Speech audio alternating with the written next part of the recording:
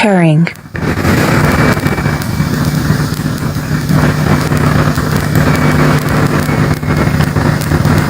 Masih kresek ya? Ada kresek-kresek ya? Masih.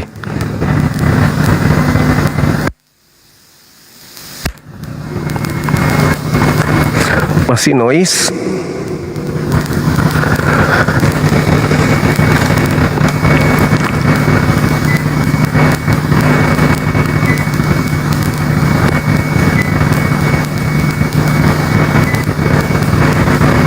Oke, nggak ada lagi kan? Masih.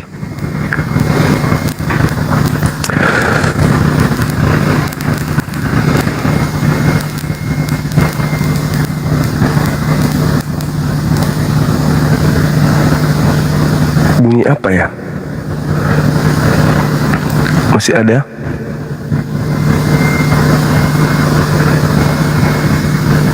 Asli udah kumatikan padahal. Coba ini.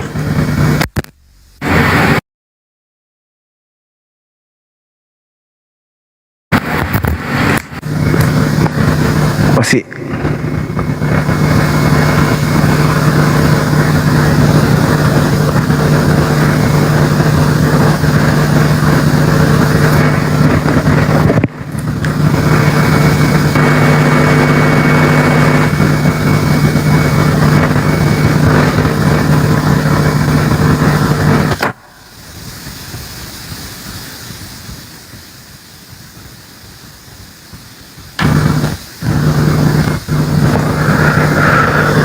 Assalamualaikum warahmatullahi wabarakatuh, sahabat dimanapun berada. Alhamdulillah jumpa lagi kita pada siang hari ini. Tema yang kita usung terkait dengan apa fungsi dari Yesus keluar dari kubur, menyelamatkan atau membinasakan, gitu ya.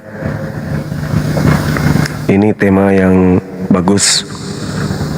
Nanti juga kita akan minta kepada teman-teman kita, ada nggak nubuatan bangkit dari kubur di kitabnya orang Yahudi? Dari kubur di kitabnya orang Yahudi. Dari kubur di kitabnya orang Yahudi.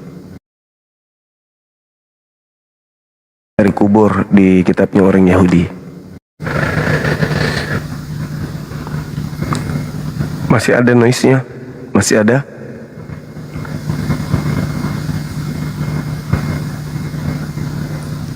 Masih?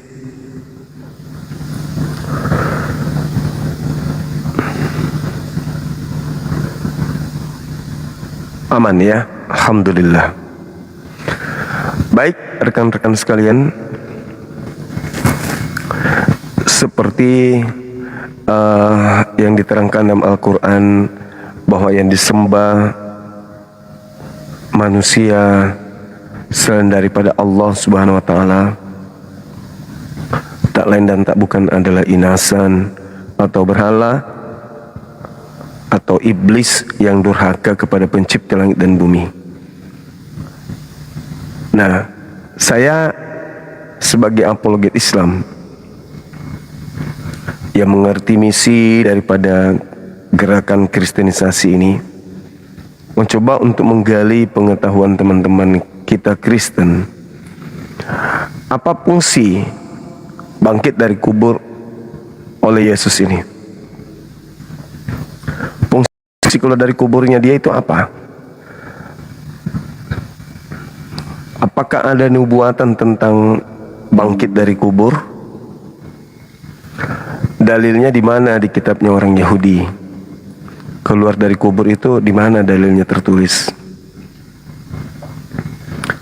Karena ya namanya kuburan itu kan identik dengan orang yang meninggal, dan biasanya seperti yang diterangkan di Al-Quran ataupun di Bible, kuburan itu tempat makhluk-makhluk yang makhluk jahat gitu ya, semacam iblis setan, roh jahat lah intinya. Roh jahat itu banyak diceritakan di Bible, berada di kubur, seperti Markus 5, Matius 12.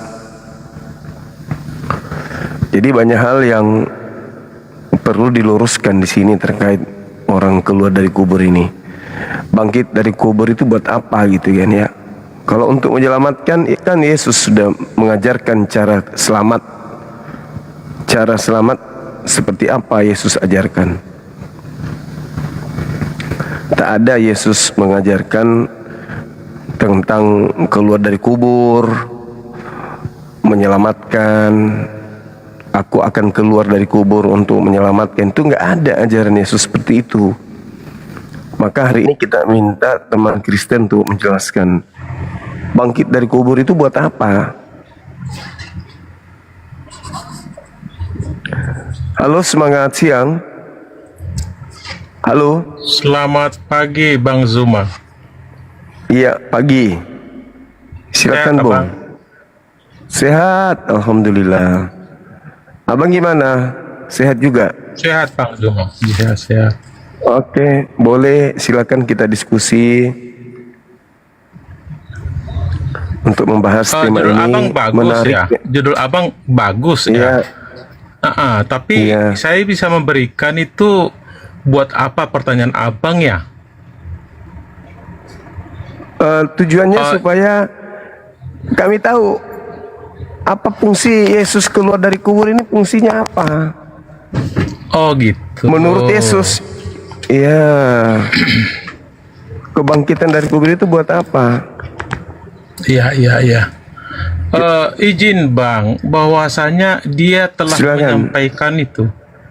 menyampaikan Iya. itu bahwa di Lukas 24 ayat 7 bahwasanya Iya. anak manusia akan disalib.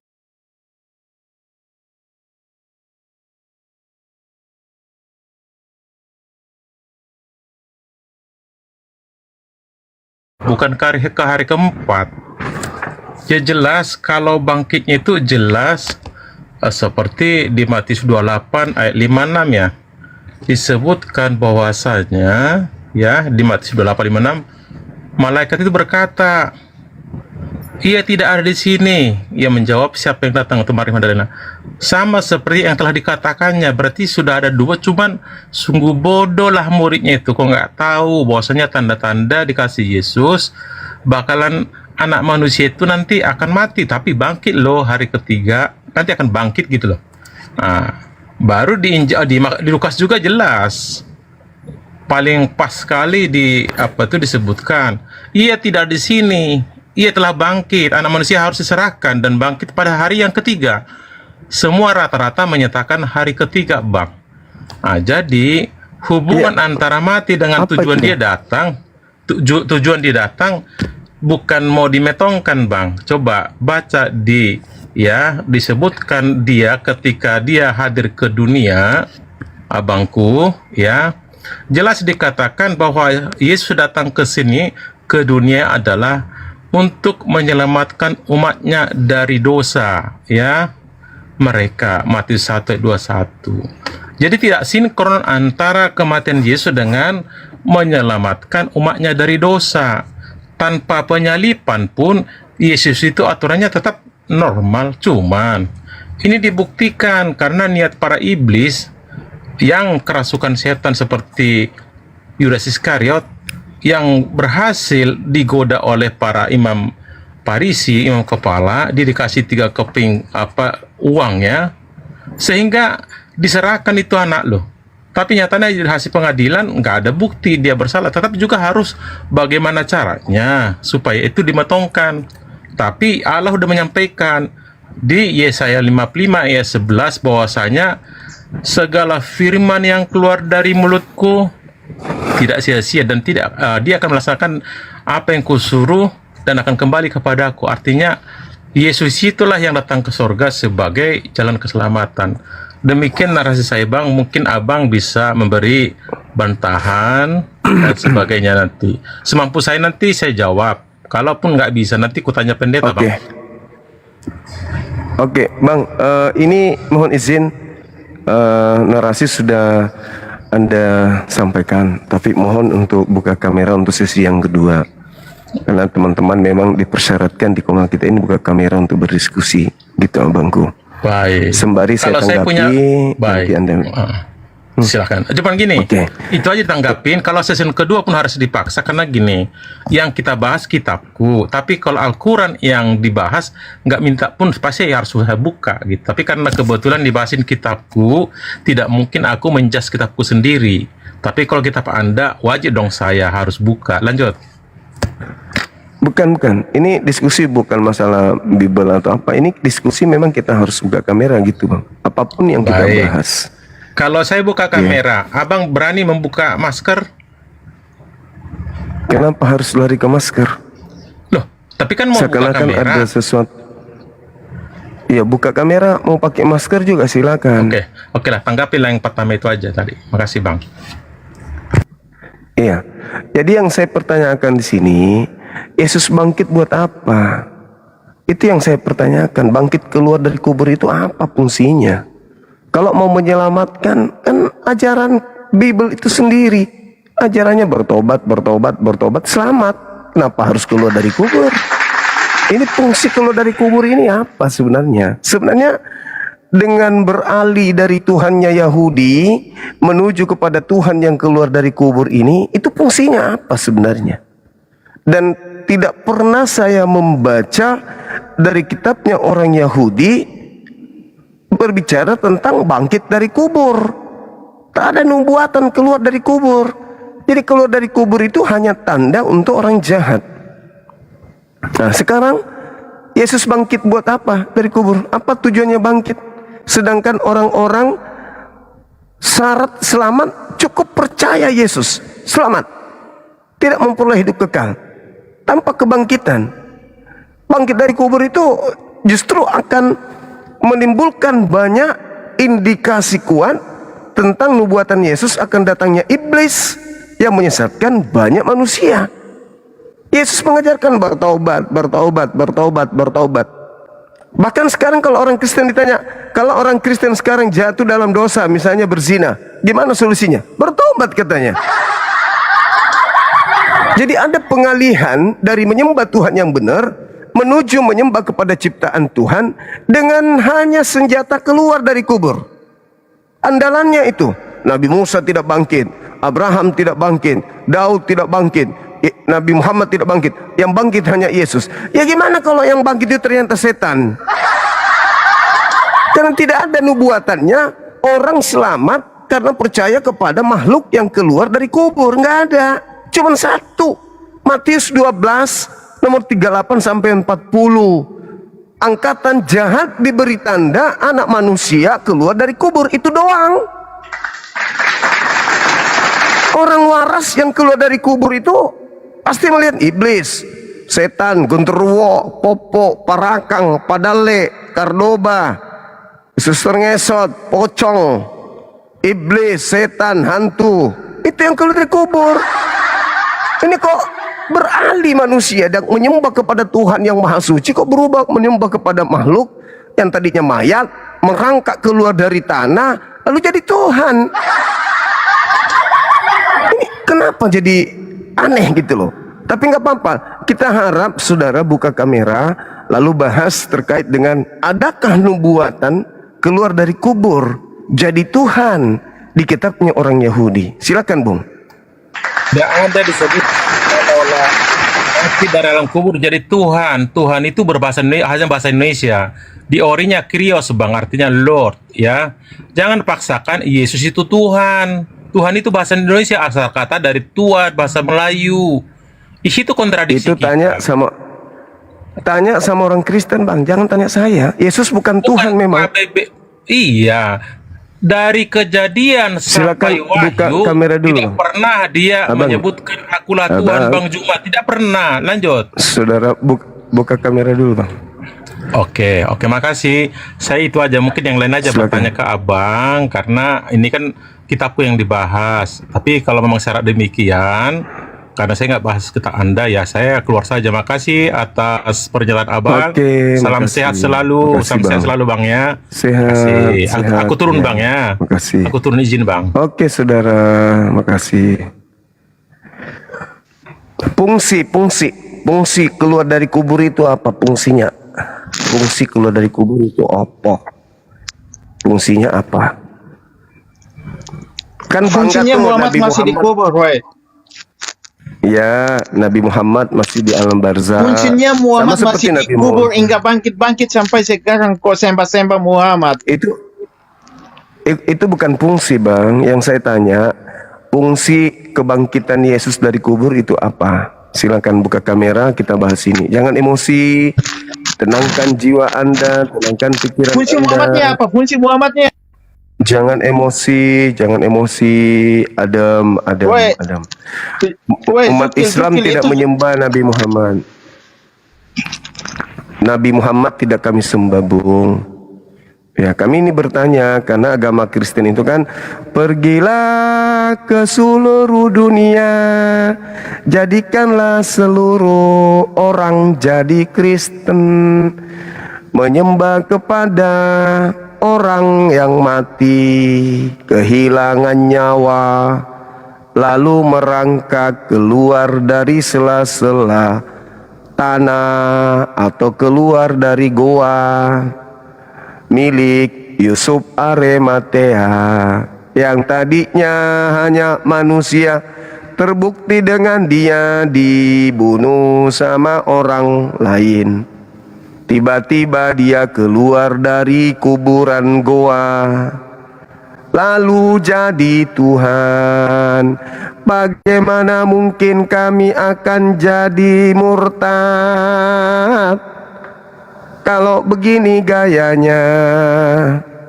Ada anak orang masuk ke kubur, lalu keluar dari goa menjadi Tuhan. Jangan emosi, rileks, santai. Saya sedang ingin mengajak orang-orang Islam memahami kebenaran di dalam agama Kristen. Sekali lagi, saya ingin mengajak orang Islam untuk memahami kebenaran di dalam agama Kristen, bahwasanya titik 2, koma pembuka, orang diselamatkan dari maut, dari neraka kekal dengan percaya kepada manusia yang mati dibunuh tentara Romawi, lalu keluar dari goa sebagai Tuhan. Koma penutup. Paham itu? Jangan emosi, tahan diri, lawan Bang Suma dengan ilmu, jangan dengan kebencian. Oke? Kami ingin tahu sejauh mana kalian ingin menjual produk yang bernama Yesus. Kami tidak mengajak Anda untuk menyembah Nabi Muhammad. Enggak sama sekali. Sedangkan kalian punya amanah agung, pergilah ke seluruh Indonesia, jadikan seluruh orang Indonesia menjadi Kristen. Matius 28 nomor 19. Sebelum kami menjadi Kristen, kami bertanya dulu dong. Sebelum kami belanja satu barang, ya kami tanya dulu produk itu apa isinya, seperti apa produknya, apa fungsinya. Jangan asal beli. Maka kami tanya, fungsi dari kebangkitan orang Yahudi keluar dari kubur ini itu apa? Fungsinya apa? Menyelamatkan. Kalau mau selamat menurut Yesus, menyembahnya kepada Elohim. Apalagi untuk menghapuskan dosa dunia. Loh, untuk dosa kita dihapus, cukup bertobat. Loh, lalu itu apa? Apa fungsinya? Apa? Yesus sendiri berkata, bertobatlah, bertobatlah, bertobatlah, bertobatlah. Jadi untuk apa?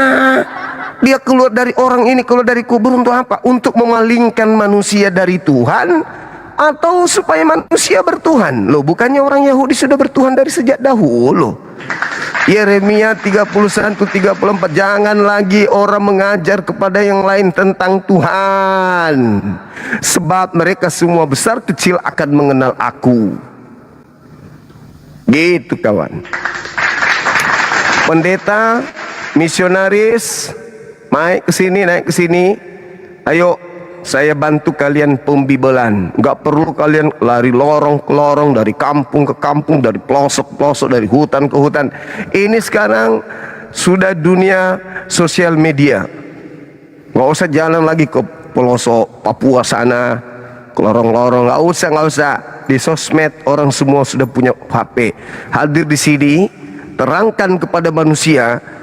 Mereka akan dapat mengerti, memahami. Jika yang kalian sampaikan adalah kebenaran, pasti tersampaikan. Itu tidak mungkin. Naik ke sini para misionaris, para pendeta, pastor. Tapi satu syarat, jangan emosi, tahan amarah, jangan menghujat. Apa yang kalian lakukan ketika bertemu dengan korban-korban kalian? Membujuk mereka dengan rayuan, dengan manis, kata-kata yang wah syahdu, menjerat mereka supaya mereka percaya. Wah, kasih hanya keselamatan. Naik ke sini, jelaskan kepada kita, biar orang semua tahu, biar kalian panen untuk membaptis semua orang-orang Islam jika kalian memang betul adalah penyembah-penyembah yang benar, gitu. Biarkan Tuhan yang memberikan hidayah. Kami hanya menyampaikan saja. Silakan, semangat. Selamat siang. Selamat siang, Juma. Jangan emosi, tahan emosi, relax. Jangan emosimu, Diskusi, Juma, relax. Jangan emosi, santai. Jangan marah-marah, Juma. Santai. Oke, tema kita, apa fungsi Yesus keluar dari kubur? Fungsinya apa? Silakan. Fungsinya apa itu? Oke, keluar dari tos dulu, kubur? Juma. Untuk Ini, apa? tos dulu. Tos dulu, tos. Oke. Sudah. Tos dulu. Sudah. Oke. Ini, sudah. Cuma Oke. buat dulu perjanjian, nanti kau nggak akan kasih turun dulu buat perjanjian. Ya, ndak akan. Kalau kamu waras, tidak memperlihatkan karakter babi, saya pertahankan Anda di sini. Tapi kalau karakter makanan Anda yang Anda gunakan di koma saya, jangankan saya turunkan. Yang ada saya berain mulutmu. Oke, deal ya? Sekarang kamu jawab. Apa fungsi manusia keluar? Apa fungsi keluar dari kubur? Silakan. Ya. Oke, kau udah janji tidak akan kasih turun. Kalau kamu kasih turun, nanti kau lebih dari babi. Kalau karakter makananmu, yaitu karakter babimu tidak keluar, tetap di sini. Tapi kalau kau sudah seperti karakter makanan yang kau makan, karena makanan itu sangat mempengaruhi karakter. Kenapa babi diharamkan dimakan? Karena babi itu adalah binatang yang makan segala-galanya. Karakternya begitu. Sekambing-kambingnya kambing cuma makan rumput. Oke? Tapi kalau babi, taiknya pun dimakan. Kalau karakter itu yang kau pakai di sini, saya turunkan. Paham? Iya. Karakter babi itu begitu. Anak orang dituhankan, tai orang dimakan, tai babinya dimakan, semua tai dimakan, semua kotoran dimakan. Itu babi. Segala-galanya diambat. Anak orang pun, bahkan makhluk dari kuburan pun dimakan kalau babi. Jadi saya mohon ini diskusinya yang baik. Tahan diri ya, jangan emosi. Jangan emosi ya. Jawab pertanyaan saya. Jawab pertanyaan saya. Al-Quran saya mengatakan bahwa yang orang-orang kafir sembah itu adalah iblis. Itu Al-Quran saya mengatakan ya. Nah, apakah Al-Quran saya benar atau Al-Quran saya salah? Tolong buktikan apa fungsi kebangkitan manusia keluar dari goa pada hari ketiga. Silakan. Oke, tapi kau janji dulu Juma. Nanti kalau kau kasih turun saya, kau lebih dari babi. Saya sudah ngomong. Oke? Kalau makanan yang kau makan itu menguasai dirimu, sehingga kau tampil seperti babi di komang saya turunkan. Tapi kalau Anda baik, Anda masih mengikuti karakter penduduk Indonesia kebanyakan, yaitu karakter orang Islam, Anda tetap di sini. Silakan. Anda tetap di sini.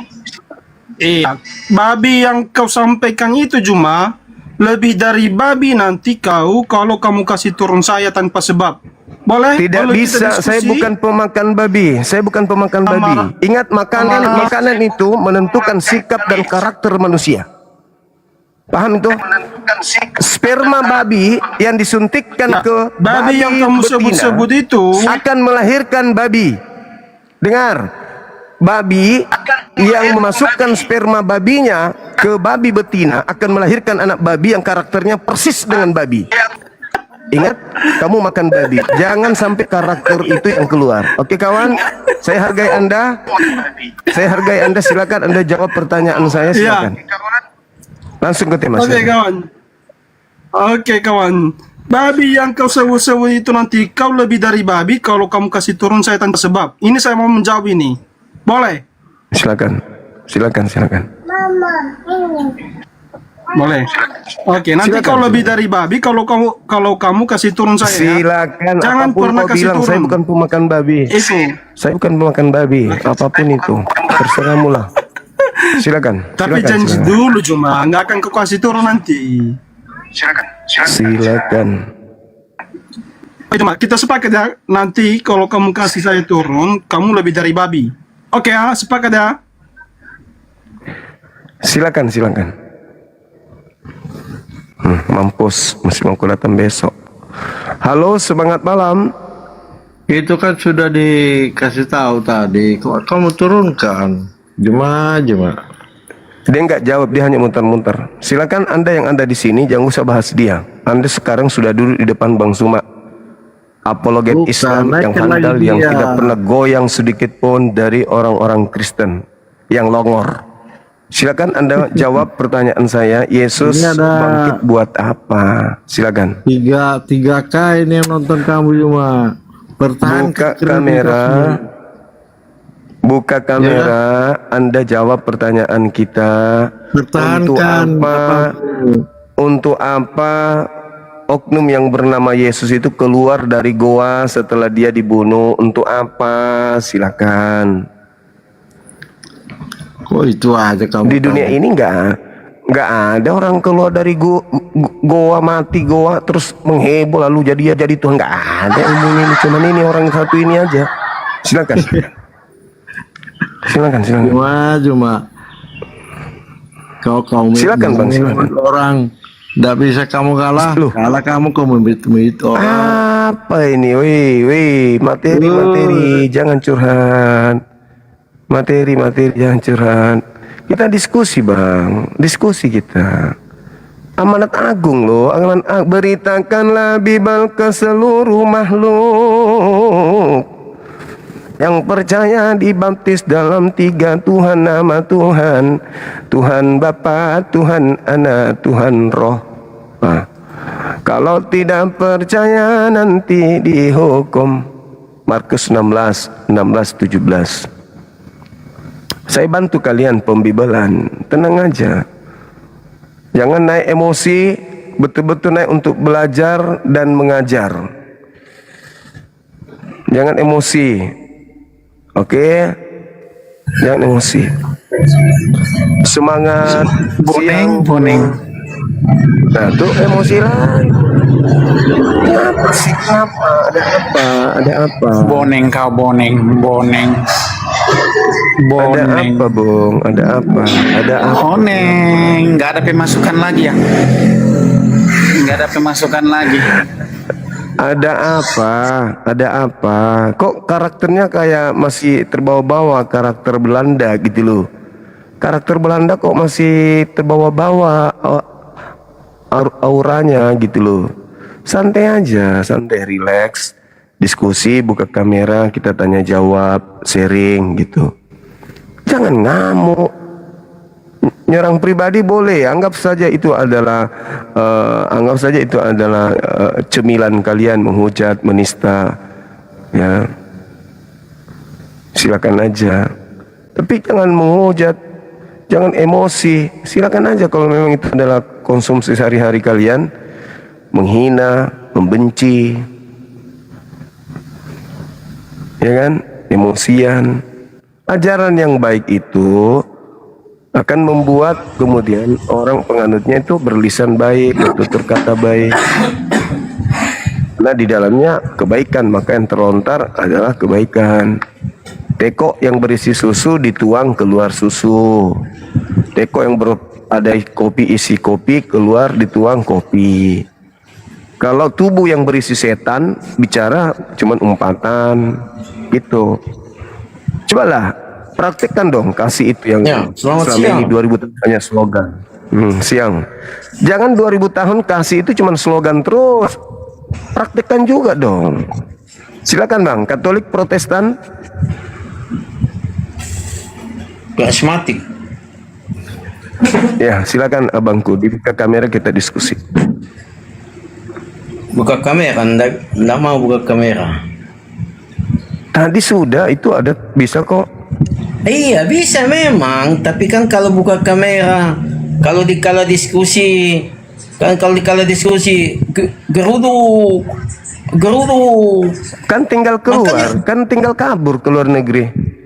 Kalau sudah puas menghujat, keluar aja negeri. bukan. Ya. Kalau kalian dikasih, Jadi nggak ada itu, nggak ada pernah orang seruduk-seruduk, kecuali kalau anda mempraktekkan isi perut kalian yang kalian makan tiap hari, ya baru diseruduk. Halo, semangat siang. Assalamualaikum Bang. Iya siang Bang. Katolik, Islam, Bang. Protestan. Alhamdulillah Islam Bang. Terus mau ngapain? Mau arisan?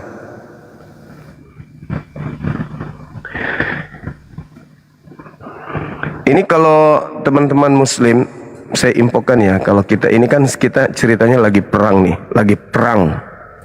lagi menghadapi musuh.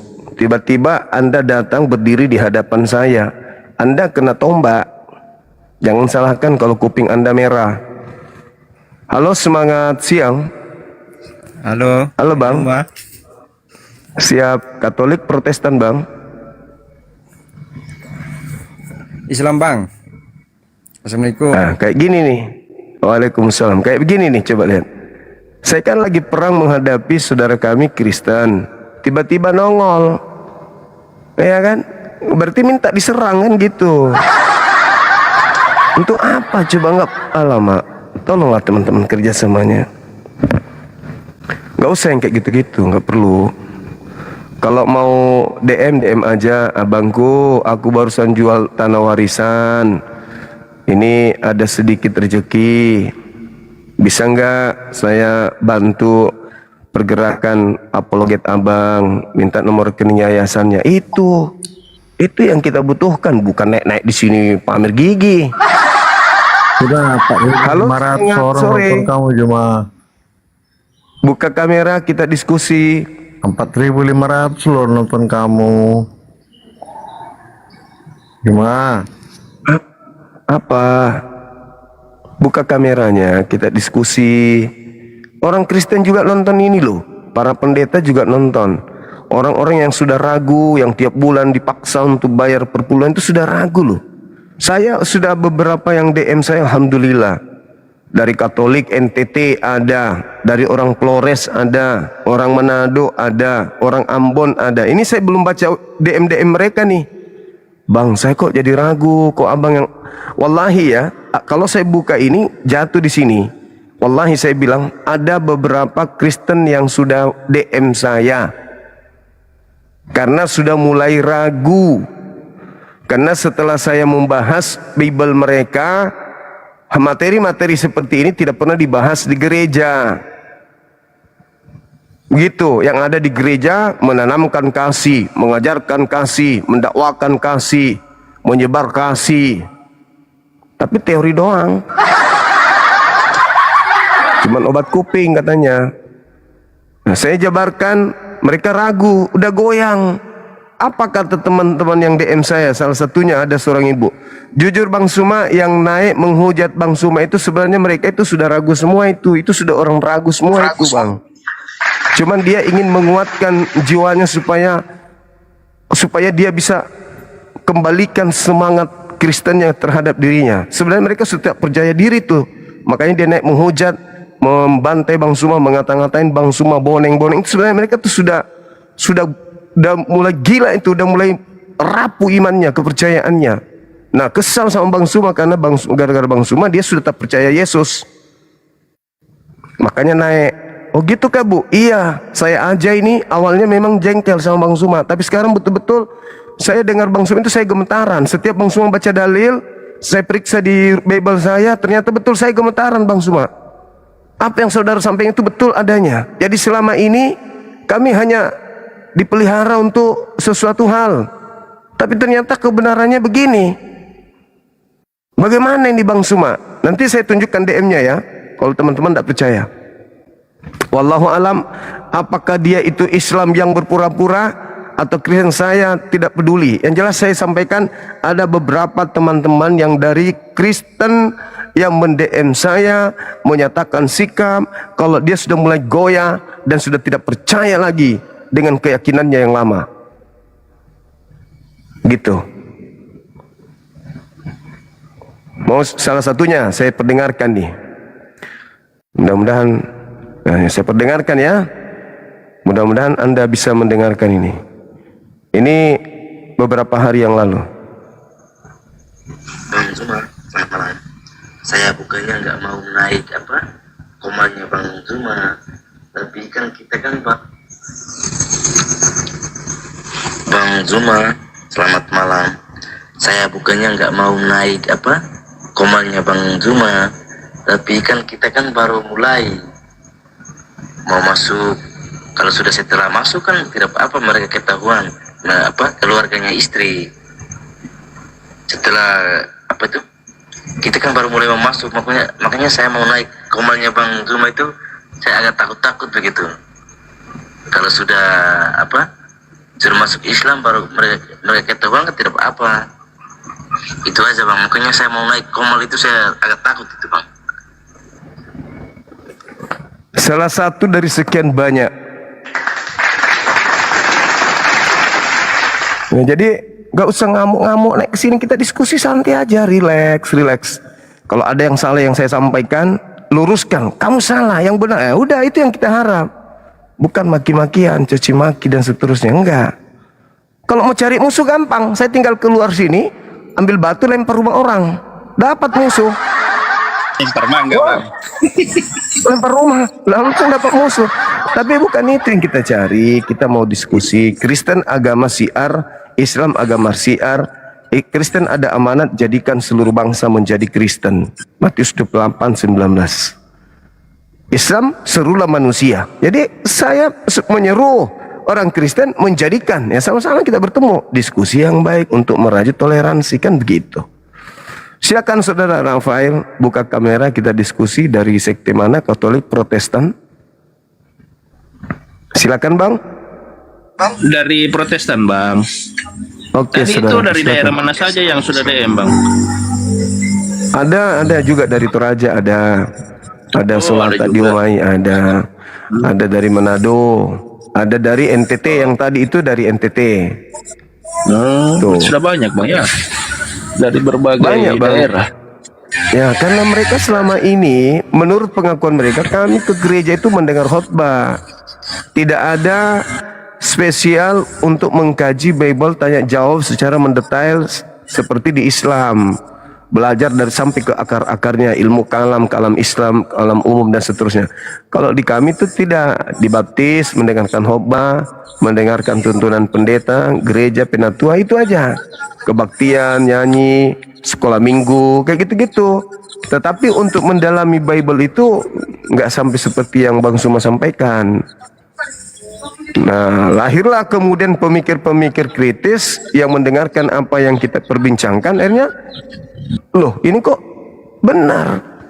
Begitu Bang. Silakan kita buka kamera, kita diskusi.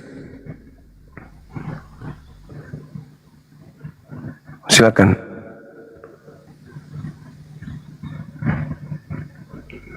Ini kayak saudara kita ini si Leton ini naik turun. Bukalah kameranya kalau mau diskusi. Ayo saudara Rafael, silakan. Ya bang, itu judul di atasnya Yesus bangkit buat apa? Berarti abang mengakui Yesus bangkit ya? Itu saya baca di sini Roma 14:9. Saya baca untuk itulah Yesus bangkit agar menjadi Tuhan. Nah, Tujuan- artinya berarti langkah pertamanya apa? Bang Suma mengakui bahwa Yesus bangkit. Terlepas Menurut dari tujuannya Bible. apa? Terlepas Menurut dari tujuannya Bible. apa? Ya, menurut Bible yang disampaikan. Ya, menurut Bible. Tapi abang Ya. percaya menurut Bible itu. Saya percaya itu tertulis di Bible. Iya, berarti abang percaya yang tertulis di Bible itu. Percaya ya? Maksudnya saya meyakini ada kebangkitan gitu. Iya, karena kan itu kan Oh, tertulis enggak. di Bible. Tadi bilangnya Enggak. iya. Saya percaya ada di sini. Iya, percaya tertulis di Bible bahwa Yesus bangkit gitu kan. Nah, Nah, kalau yang berbicara percayanya Bible tertulis di sini. Percayanya tertulis di Bible atau percayanya Yesus bangkit kan? Oh, kalau itu saya tidak percaya. Kalau Yesus yang dimaksud di sini adalah Nabi Isa, saya nggak percaya. Jangankan bangkit, disalib aja kagak. Bagaimana mau bangkit? Begitu bang. Nabi Isa nggak disalib, berarti yang bangkit dari kubur kalau dipaksakan bangkit, ya yang menggantikan. Tapi ada hal yang menarik, saudaraku. Apa itu? Dari kitab Kejadian sampai kitab Hosea, milik orang Yahudi, tidak ada nubuatan bangkit dari kubur. Itu nggak ada. Kalau misalnya digantikan berarti ada kebohongan tersendiri kalau seperti itu. Tergantung. Coba Kan baca digantikan. Amsal 2. Ya, baca Amsal 21. Menurut Baca abang Amsal. kan bukan Yesus yang mati, tapi Ya, baca digantikan. Amsal 21. Berarti ada kebohongan berarti ya bang. Bukan Kalau ada dia kebohongan. digantikan berarti ada kebohongan. Anda dibawa biar saya jelaskan. Dengarkan ya. Jadi gini, kalau ada kebangkitan, ada kebohongan. Tidak ada kebohongan. Nggak ada. Al-Quran saya mengatakan Nabi Isa nggak disalib, yang disalib orang lain. Apakah orang yang menyalibkan itu juga tahu kalau itu orang lain? Tahu. Mana buktinya? Baca Biblemu. Yesus menerangkan, Petrus menerangkan, Matius menerangkan, Yohanes menerangkan, bahkan Lukas juga ikut menerangkan. Lukas 22 yang sering berapa kali sampai umat Islam bosan mendengarkan materi itu. Mulai sekarang Yesus sudah duduk di atas. Tuh, Bible sendiri yang mengatakan kalian yang menipu diri kalian. Bukan Allah yang menipu kalian. Yesus mengatakan Yohanes 12 nomor 31, sekarang juga dunia dihakimi, sekarang juga iblis dilemparkan keluar. Dari mana? Keluar dari mana? Tadinya masuk ke dalam kubur. Nah, setelah masuk berarti keluar. Tadi masuk ke kubur, keluar dari mana? Ya dari kubur. Yesus yang mengatakan itu kok. Markus mengatakan Yesus menampakkan diri dalam rupa yang lain. Sudah dibuka kok. Rahasianya ternyata itu rupa lain. Maria tidak mengenal Yesus ketika di dalam gua kuburan kok. Malah dia bertanya kepada Yesus, disangkanya tukang kebun kok. Murid-muridnya mengiranya hantu kok. Murid-muridnya ragu kok kepadanya, sampai dia harus makan ikan goreng. Jadi tidak ada kebohongan di sana, nggak ada. Kalian yang membohongi dan menipu diri kalian sendiri, itu yang dikatakan zalim. Makanya tema ini kita angkat. Apa gunanya orang ini keluar dari goa? Fungsinya apa? Nebus dosa. Nebus dosa itu bertobat. Kalau ingin medianya itu domba dipotong, tai sapi dibakar, tepung disangrai. Itu ajaran-ajaran Yahudi. Dan Yesus juga mengatakan itu, Matius 8:4, perlihatkanlah dirimu kepada imam dan persembahkanlah persembahan yang diperintahkan Nabi Musa kepadamu. Apa persembahan yang Musa ajarkan? Baca imamat. Ternyata binatang, bukan orang, apalagi Tuhan. Paulus setelah mengajarkan agama Kristen kembali ke Yerusalem, dia bertobat kok. Bertobat dari mengajarkan kekristenan. Baca Kisah Para Rasul 21:16-25. Jelas kok tertulis di situ. Kalian aja yang menyesatkan diri kalian, zalim. Itulah Al-Quran saya katakan, neraka akan aku penuhi. Walaqad zara'na li jahannam katsiran minal jinni wal ins. Aku penuhi neraka dengan manusia. Kenapa? Mereka punya hati, mereka punya mata, mereka punya telinga, tapi mereka nggak fungsikan melihat kebenaran. Ulaika kal an'am bal hum adallu. Mereka seperti hewan ternak, bahkan lebih rendah dari binatang. Kenapa? Ada akal tapi nggak dipakai. Kalau kambing sesat wajar, sapi sesat wajar, kera sesat wajar, babi sesat wajar, karena mereka tidak punya akal. Tapi kalian yang punya akal sesat, itu lebih babi dari babi. Itu Quran yang mengatakan, bukan saya. Makanya diangkat tema ini. Jangan emosi, jangan marah, ngamuk. Bukankah agama Anda punya amanat agung? Terus kalau Anda datang jajakan agama Anda, kami mau terima begitu saja? Maaf, sorry lah dek. Tania kau jangan tom itu aku kaya iaring anu mawari nan reto. Namu anu malasan nan reto. Namun tai manu nan reto itu jangan, itu orang gila. Tai ayam pun dikasih dimakan. Babi karakternya begitu, dikasih tai ayam dimakan, kasih tai anjing dimakan, tai orang dimakan, bahkan setan pun dikasih dimakan. Yesus pernah kasih babi setan kan, jahat, dimakan sama babi. Karakter babi begitu. Apa yang dikasih, wah makan. Apa dikasih makan, yang penting kenyang. Islam tidak begitu. Pahami itu dengan baik. Jadi naik ke sini jangan emosi, santai, relax. Tidak ada lagi yang ditutup-tutupi sekarang.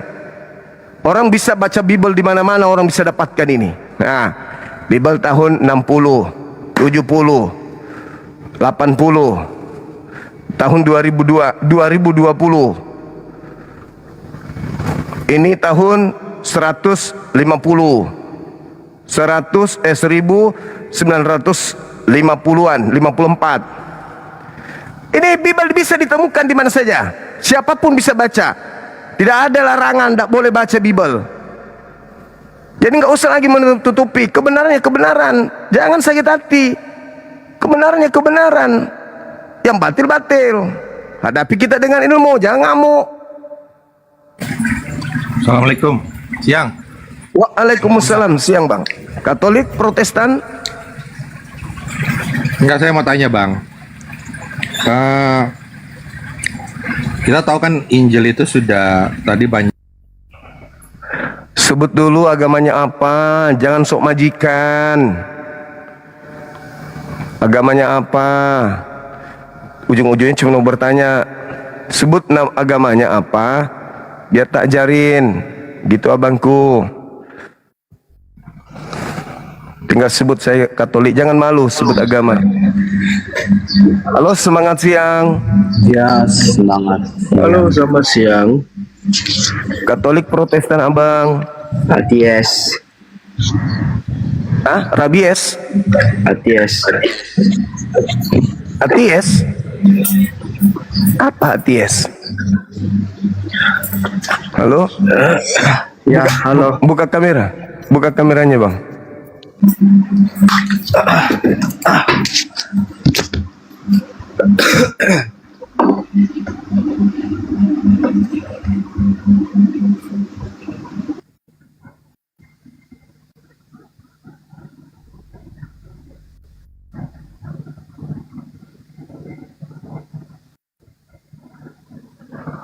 Halo, halo. Ya, halo. Ya. Sekte mana abang? Katolik, Protestan? Pentakosta, karismatik. Ah, iya, salam kenal. Silakan buka kamera, kita diskusi. Oke, saya buka kamera tapi kamu buka masker ya. Masker lagi, masker lagi. Iya dong. Oke. Masker lagi, masker Biar lagi. penuh pertanggungjawaban Juma. Yuk.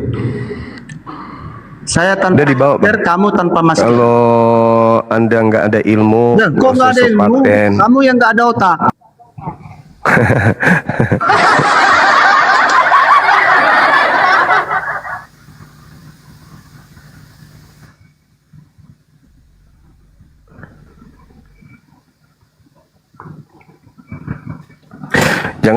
Jangan ngamuk, jangan marah, jangan ribut sama masker. Kita diskusi. Halo, selamat siang. Silakan, Bang. Apakah tema ini terlalu mencekik dompet ya? Halo, semangat siang, Abang. Abang Romi. Bingung kan? Iya ya, apa ya mau dijawab ke Bang Suma ya? Fungsi bangkit Yesus itu apa kira-kira fungsinya ya? Bingung kan? Bingung. Apa fungsinya? Menyelamatkan dunia. Loh. Menyelamatkan dunia kan tinggal berdoa, memohon ampun, bertaubat. Dan begitu aja pun caranya menyelamatkan, mengajarkan kebenaran, menyembah kepada satu Tuhan, sujud kepada Tuhan, berserah diri kepada Tuhan. Kan itu caranya untuk selamat. Nah, kok dia harus keluar dari kubur dulu? Apa yang mau dijual di situ? Karena saya melihat dengan adanya konsep keluar dari goa ini, orang beralih yang tadinya menyembah Tuhannya Yahudi kok beralih. Itu loh. Sementara orang Yahudi sendiri yang punya kitab masih tetap menyembah kepada Tuhannya, ya TVV. Halo, semangat siang.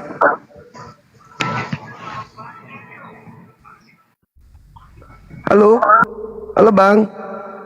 Halo, rekanku, temanku, Cak Embo, apa kabar? Ada onde-onde kah?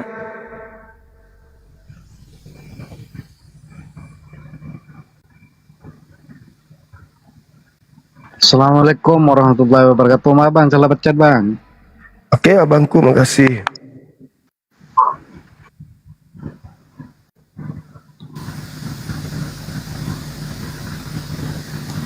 Silakan teman-teman.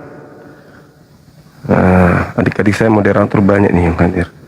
Kasih. Silakan naik. Diskusi, jangan emosi tapi ya teman-teman ya. Santai, rileks, hadapi Bang Suma dengan ilmu, gitu kan. Pertanyaan bagus loh ini, membantu kalian untuk mengkristenkan dunia. Oke, silakan.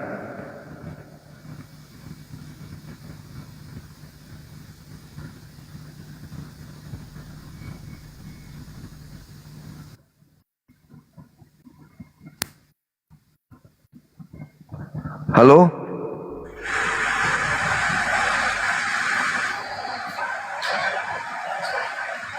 Halo. Iya, oke. Halo, selamat siang Bang Suma. Siang juga Bang, silakan buka kameranya.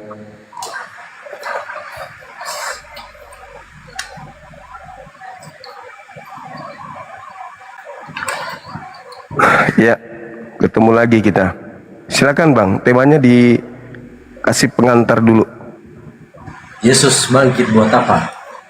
Iya. Ini temanya ya Bang. Siap.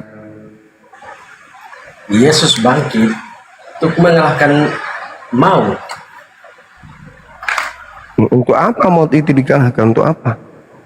Karena kebangkitannya membuktikan bahwa kematian dan iblis sudah dikalahkan.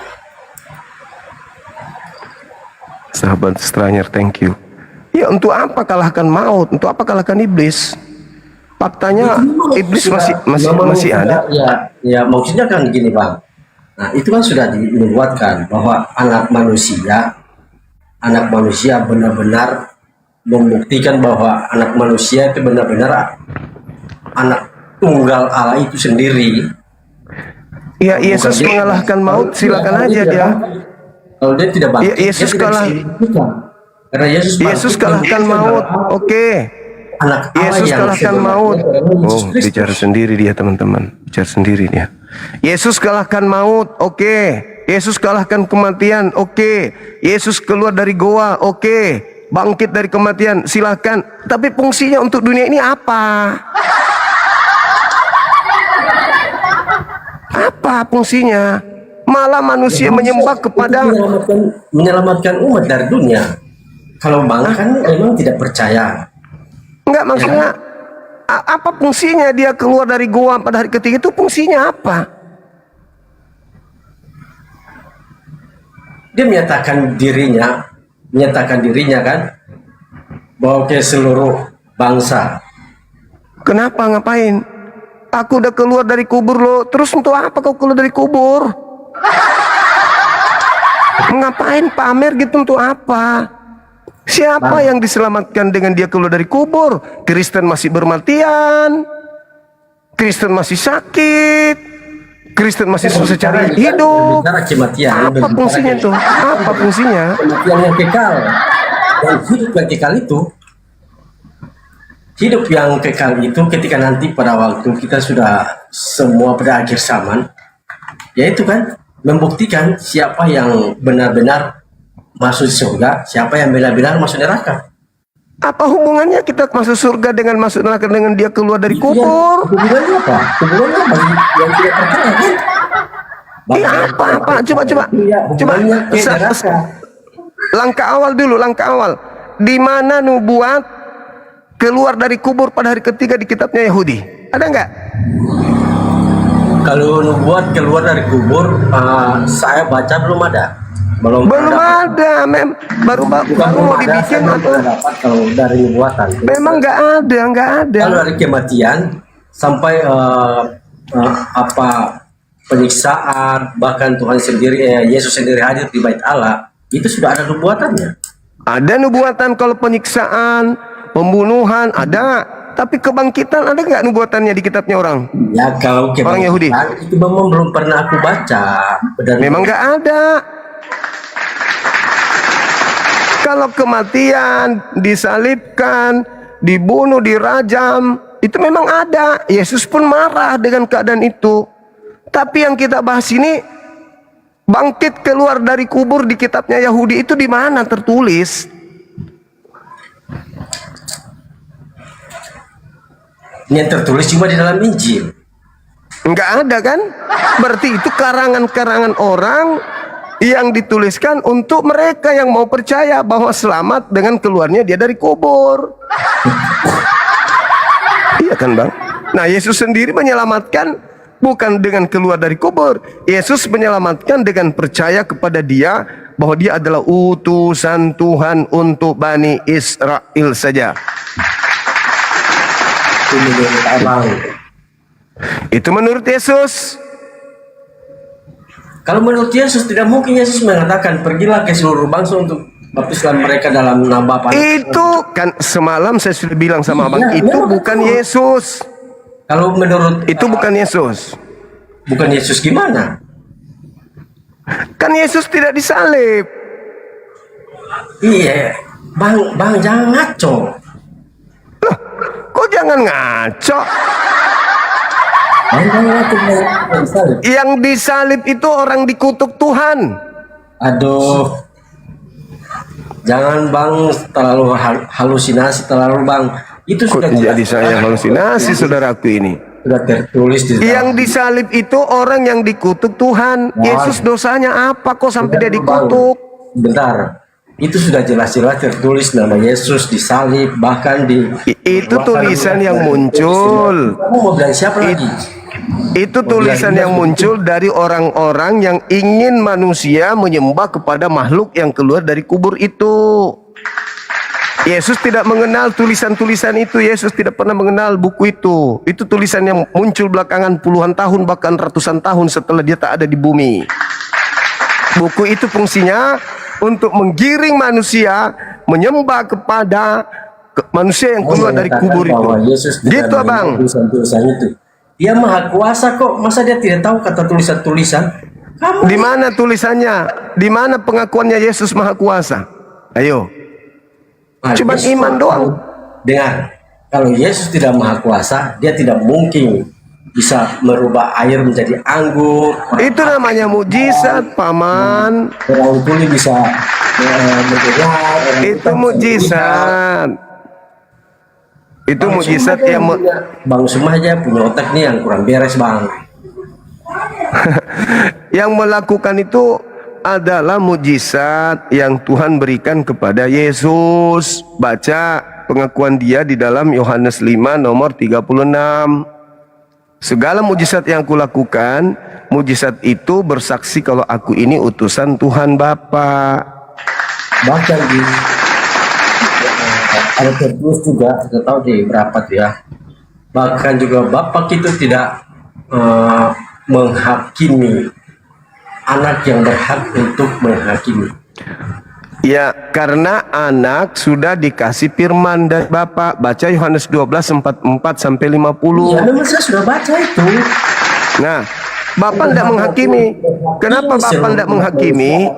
Karena firman-Nya sudah disampaikan kepada Yesus. Kalau Yesus sudah mengatakan itu, dari mana engkau bisa mengatakan dia tidak bisa berkuasa? Orang tidak bisa berkuasa. Yohanes 5:30. Aku tidak dapat berbuat apa-apa dari diriku sendiri. Itu pengakuannya dia. Anda yang melantiknya maha kuasa karena Anda mentuhankan dia. Inilah akibat percaya kebangkitan dari kubur. Yesus bangkit buat apa? Buat membuat manusia menyembah kepada sesamanya manusia. Buat membuat orang makan babi dan seterusnya. Itu fungsinya. Dia keluar dari kubur tuh. Untuk menggiring manusia jangan menyembah Tuhan, tapi menyembah makhluk yang keluar dari kubur. Itu fungsinya. Jangan berbicara terkait dengan apa itu makanan-makanan. Yang makan itu bukan yang kita makan ini bukan haram, melainkan yang keluar. Terus kenapa Tuhan mengharamkan? Yang melainkan itu yang keluar dari mulut itu yang mengharamkan. Itu ajaran orang yang itu ajaran orang yang salah paham. Salah paham. Bukan babi yang dimaksud di situ. Makanan tentang cuci tangan dan tidak cuci tangan. Tidak ada bahas babi. Kenapa Tuhan mengharamkan babi? Kalau memang semua makan bisa semua binatang bisa dimakan. Saya kan tadi bilang berbicara lain, Bang Suma kaitkan dengan apa tuh untuk makan apa tuh makanan babi haram. Sementara yang tertulis firman Tuhan mengatakan bukan yang masuk ke dalam mulut melainkan yang keluar, seperti perkataan abang ini, Bang Suma ini itu yang pada saat Yesus berkata begitu, itu tidak sedang membahas makan babi atau tidak makan babi. Ya, bukan yang tadi dengar, yang tadi saya itu bilang membahas tentang cuci tangan atau tidak cuci tangan.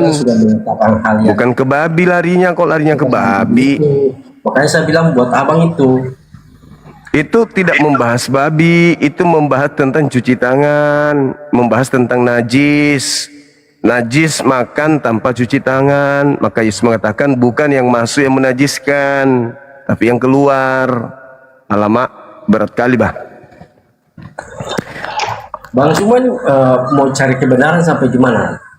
Tidak bisa mau cari kebenaran. Alkitab itu sudah tertulis itu dengan teliti, dengan sempurna yang disampaikan di dalam Alkitab itu, bahkan yang tertulis itu membuktikan fakta-fakta bukti nyata, bukan fakta-fakta yang seperti cerita-cerita dongeng, datang dari sini ngaku ini cerita. Bang Suma, supaya Bang Suma tahu, saya juga baca-baca itu tentang Al-Quran.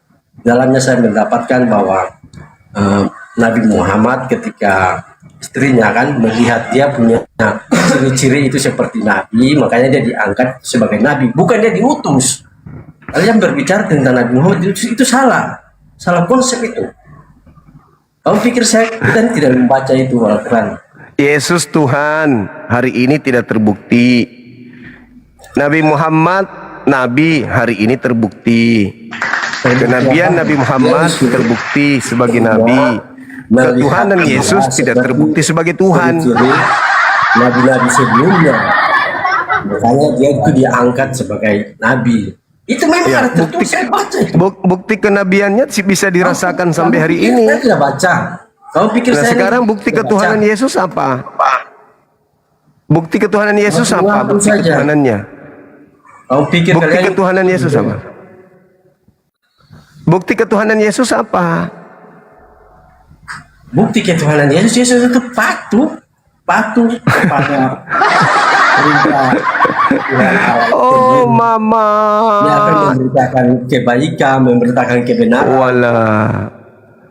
Memberitakan kebaikan menyembah makhluk yang keluar dari kubur gitu maksudnya. Ada perintahnya Yesus menyembah makhluk yang keluar dari kubur, ada. Yang menyembah makhluk keluar dari kubur itu mungkin kalian.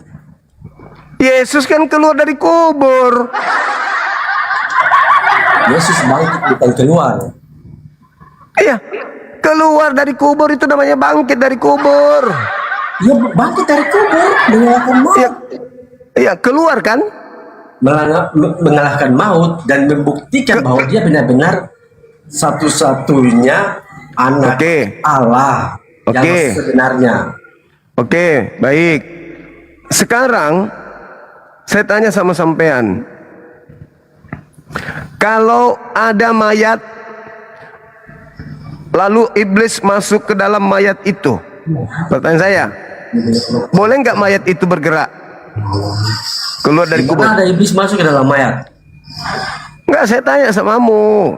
Saya tanya dulu di mana itu tertulis. Banyak mayat bisa berjalan. Di Toraja, di kampung saya, orang mati bisa berjalan. Percaya itu. Alamak, pocong. Banyak cerita pocong. Itu iblis yang masuk ke dalam pocong. Nah itu yang kalau banyak cerita-cerita itu seperti cerita. Ya maka kenapa dengar? Kenapa murid Yesus menganggap Yesus hantu? Ayo. Kenapa? Iya, karena udah tradisi kalau orang mati bisa berjalan itu hantu. Makanya murid-murid menyangka Yesus itu hantu.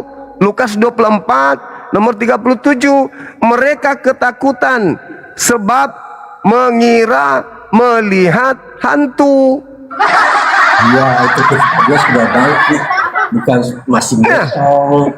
Itu dia makanya saya bertanya sama saudara, ketika ada mayat masuk iblis di dalamnya, lalu mayat itu berjalan keluar dari goa, apakah dia manusia yang kerasukan setan atau dia Tuhan? Jawab dulu. Bang Suma terlalu framing kebenaran. Kok jadi saya framing? Lukas 24 nomor 37. Bang Suma tidak. Ketika ada orang mati, lalu iblis masuk ke dalam dirinya, orang mati itu bisa bergerak enggak? Bang Suma ini seperti anak-anak kecil aja. Kalau Bang Suma mengajarkan kepada orang-orang yang buta huruf, nah itu bisa. Kalau kepada Allahu Akbar. Allahu Akbar, Masya Allah. Bang Suma tidak boleh. Udahlah bang, belajar lagi.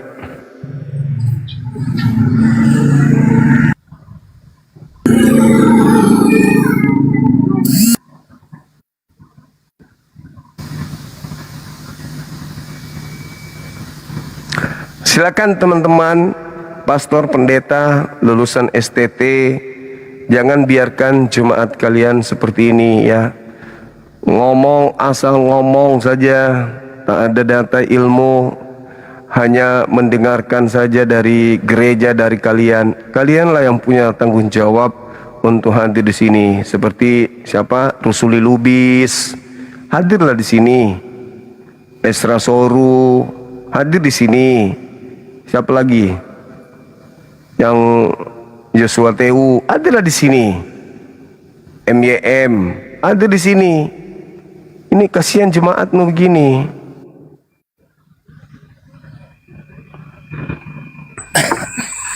Halo, semangat siang. Siang, Assalamualaikum Mak. Ada ini calon istri minta maaf ya, Mak. Ini calon istriku kan Kristen. Calon istri Kristen, mungkin mau syahadat di sini. Silakan aja. Kalau mau syahadat istrinya di sini boleh, silakan bang.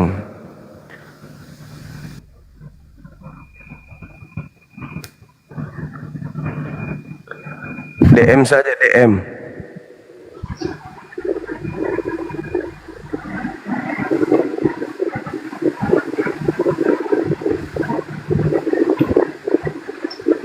Halo, selamat siang Bang Zuma. Siang juga. Katolik Protestan abang? Protestan Kak. Oke, silakan. Tema kita Yesus bangkit buat apa gitu? Oke, baik. Jadi kalau di Kristen kita percaya bahwa kebangkitan Yesus ini membuktikan bahwa dia sudah melampaui maut. Dan terutama untuk kembali menemui 12 rasulnya yang nanti dia nyuruh ke-12 rasulnya ini untuk menyebarkan ajarannya ke seluruh dunia. Begitu Bang Zuma.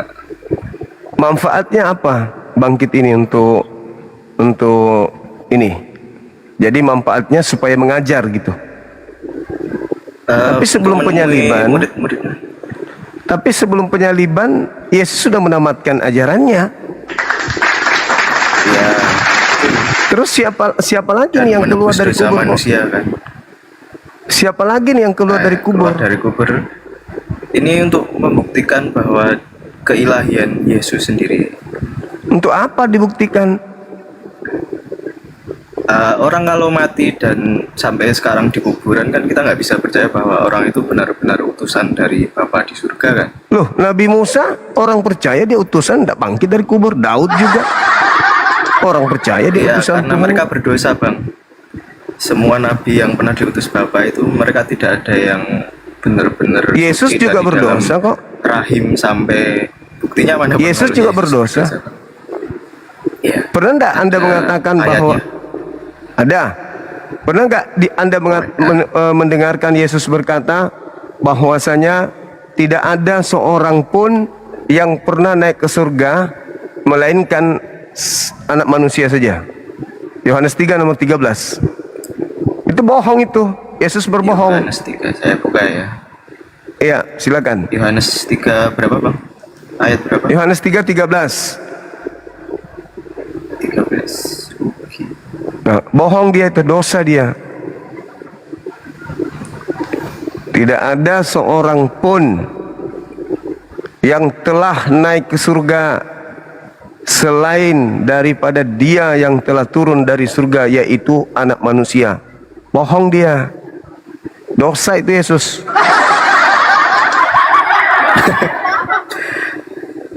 Kok bohong gimana Bang? Ya, dia mengatakan tidak ada seorang pun yang telah naik ke surga selain dari dia sendiri. Bohong dia tuh. Itu menceritakan setelah Yesus sebagai manusia turun ke bumi ya Bang? Enggak sebelumnya Iya. kan? Iya, tapi dia mengatakan Iya, tidak ada seorang pun yang telah naik ke surga selain dirinya. Apakah itu betul? Iya, tapi ya, apakah kalau betul tidak ada orang yang pernah naik ke surga? Karena nggak ada buktinya Bang. Elia 2 Raja-Raja 2 nomor 11 naik ke surga lebih dulu daripada Yesus. Kita bicara dogma ini berarti. Bukan dogma. Soalnya kita nggak bisa membuktikan langsung kan. 2 Raja-Raja 2 nomor 11, Elia terangkat ke surga. Henok juga naik ke surga. Datang Yesus mengaku, tidak ada seorang pun yang telah naik ke surga selain aku. Bohong, penipu. Itu dosa Bang. Itu dosa. Itu dosa Yesus. Oke, pembohong dia. Anggapkan abang dosa ya. Pembohong. Dosa dong. Oke. Bohong dosa kan? Jangan kau berbohong, jangan kau perjamuan berdusta, terakhir jangan Yesus bersaksi bilang, dusta. Yesus pembohong, penipu. Dia dia itu adalah berdasarkan dalil itu ya. Perjanjian lama. Terus dialah perjanjian baru itu. Nah, kan berarti kita menilai orang berdosa atau tidak itu kita menilai berdasar perjanjian baru yang sudah Yesus ketika turun di bumi ini kan. Apalah abangku ini. Anda mengatakan Yesus tidak berdosa, Daud berdosa, Musa berdosa. Aku tunjukkan dosanya. Dia pembohong. Sekarang Anda lari kemana-mana. Dia mengatakan tidak ada seorang pun yang telah naik ke surga selain daripada aku.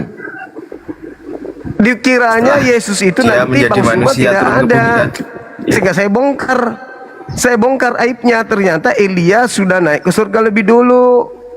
Jadi Yesus yang kau sembah itu pendusta. Lazarus juga. Lazarus tidak naik ke surga, Bung. Sudah Enggak naik ke surga dia. di pangkuan Abraham. Tidak naik ke surga dia. Jadi udah selesai ya. Apa fungsinya Yesus keluar dari goa kuburan itu? Fungsinya apa? Ya itu tadi menunjukkan keilahian dia, Bung. Kok ilahi, kok keluar? Itu menunjukkan kehantuan. Ya, Keluar dari kubur itu kita bukan sebagai menunjukkan manusia. Tuhan, itu menunjukkan hantu. Keluar dari kubur itu bukan menunjukkan aku Tuhan loh, buktinya aku keluar dari kuburan. Enggak, itu menunjukkan dia hantu. Keluar dari kubur menunjukkan hantu. Buktinya, Anda baca Lukas 24 nomor 37, murid-muridnya mengira dia hantu. Waktu ketika murid-muridnya kena badai itu dia juga ngira Yesus hantu, Bang. Itu Karena keluar dari kubur. Karena keluar dari kubur. Anak-anakku keluar dari kubur kok Tuhan. Pas Lazarus keluar Enggak dari ada, kubur, mereka nggak ada yang enggak bilang ada itu hantu. tanda-tanda ketuhanan Yesus adalah keluar dari kubur. Alamak. Tanda-tanda hantu keluar dari kubur, iya. Tapi kenapa dia masih bisa hidup sampai 40 hari, Bang, kalau itu hantu? Hantu itu ada mati nggak hantu itu? Ada nggak kematian bagi hantu? Nggak tahu. Saya belum pernah Nggak lihat hantu. ada. Hantu itu tidak ada kematian ada baginya. kematian. Dia panjang umur. Hantu itu panjang umur dia. Berarti Setan itu kalau panjang umur. hantu itu harus bisa terlihat secara fisik gitu ya, Bang? Kalau dia merasuki orang. Maksudnya murid-muridnya aja sampai bisa menyentuh lubang bekas tusukan Jasadnya jasad manusia, isi dalamnya iblis. Kok bisa tahu, Bang, kalau isi dalamnya iblis? Baca Yohanes 13 nomor 2, iblis merasuki Yudas. Baca Kisah Para Rasul 16 nomor 16 sampai 18. Paulus dipromosikan iblis kerasulannya. Yang berkampanye pertama kali bahwa Paulus itu rasul adalah setan. Baca Kisah Para Pewarta 16 nomor 16 sampai 18. Yang mempromosikan bahwa Paulus itu rasul, iblis. Ini dari Yohanes 13 ayat 2 yang Abang sebutkan tadi ya. Mereka sedang makan bersama dan iblis telah membisikkan rencana dalam hati Yudas Iskariot. Nah, ini enggak memasuki, Bang. Definisi Masuk ke dalam apa? Masuk ke dalam tubuh dia. Membisikkan itulah dia. Oh, makanya kalau membisikkan Yesus itu berarti bisa mengontrol seluruh fisiknya gitu. Ya, Yesus sendiri mengatakan apa kepada Yudas? Iblis kan?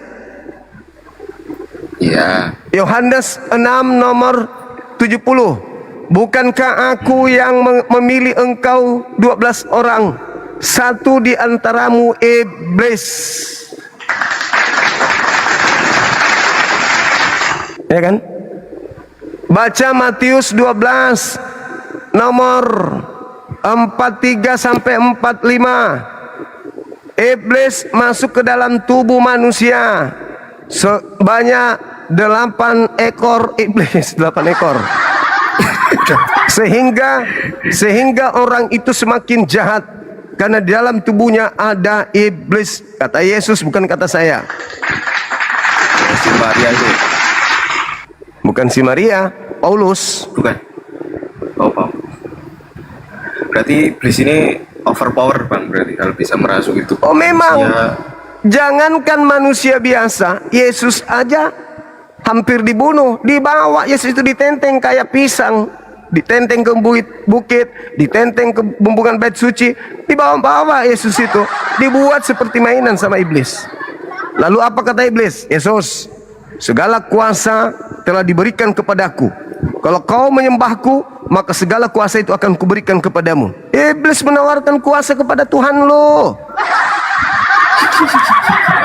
Saking jagonya iblis itu. Makanya Yesus menggelari iblis itu sebagai apa? Penguasa dunia.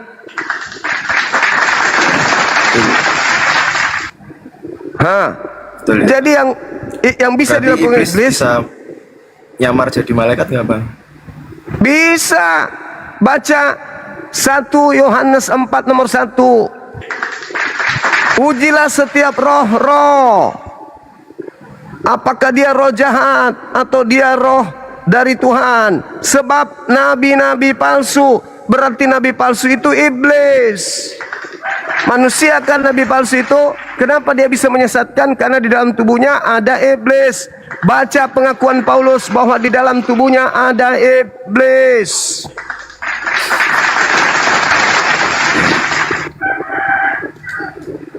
Berarti yang di Gua Hira nemuin Nabi Muhammad turun wahyu itu bisa iblis bang? Nggak bisa. Itu nggak bisa iblis. Nggak bisa. Nggak bisa Standar kan iblis. dong Anda berarti. Iblis Nggak bisa. kok tadi katanya super power menguasai dunia kok, jadi nggak bisa. Karena kalau dengar. Karena kalau iblis itu mengajarkan menyembah bukan kepada Tuhan, tapi mengajarkan kepada menyembah kepada dirinya, menyembah kepada selain Tuhan. Orang Yahudi tadinya menyembah kepada Tuhan Maha Suci, Maha Tinggi. Begitu dia datang, manusia digiring menyembah kepada makhluk kuburan. Anda hari Minggu ngapain di gereja? Nyembah siapa? Nyembah Tuhan. Yang mana yang Anda anggap Tuhan di situ? Ada Bapa, ada Firman, atau nggak ada. Ada Roh Kudus. Tuhannya Yahudi tidak akan tidak akan datang kepada orang-orang yang makan babi, tidak bersunat, nyembah berhala, nggak akan datang. Karena dia Maha Suci. Ya, kan Tuhannya Yahudi. Ya, Tuhannya Yahudi yang disembah Yesus kan? Tuhannya Yesus itu Bapa di surga itu. Itu Tuhannya Yahudi atau bukan? Tuhannya Yesus. Enggak Yahudi toh. Iya, Tuhannya Yesus berarti Anda menyembah manusia yang bertuhan kan? Iya. Nah, itulah fungsinya dia keluar dari kubur, supaya manusia menyembah kepada sesamanya manusia.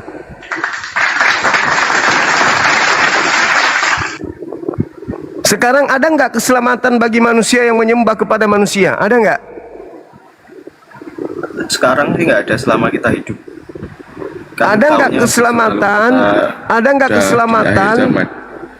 Ada nggak keselamatan bagi mereka yang menyembah kepada anak orang? Ada nggak? Ada.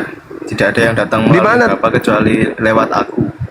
Saya lupa. Lewat aku itu apa maksudnya lewat aku? Menyembah aku gitu? Aku Yesus. Ya. Iya, aku di situ sebagai jalan kan?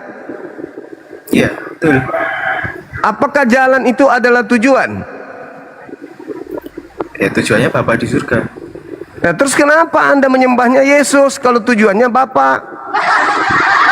Ya, soalnya Yesus yang sudah di perut Bunda Maria sudah dikuduskan sampai ketika dia disalib. Diutus untuk dipercaya atau diutus untuk dituhankan, disembah? Disembah itu sekarang kata Tuhan itu sebenarnya akar katanya apa tuh Bang? Nggak usah kemana-mana. Orang Indonesia kalau berbicara Tuhan itu cakupannya adalah pencipta. Nggak usah lagi menari-nari di atas kata-kata. Tuhan bagi orang Indonesia adalah pencipta. Itu aja dulu. Oh, pencipta. Oke?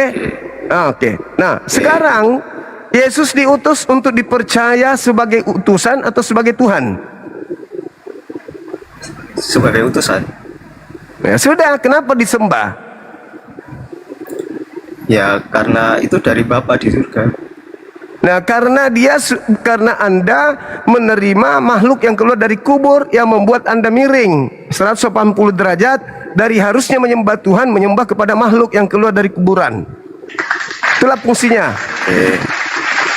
Oke, dibilang gitu nggak apa-apa.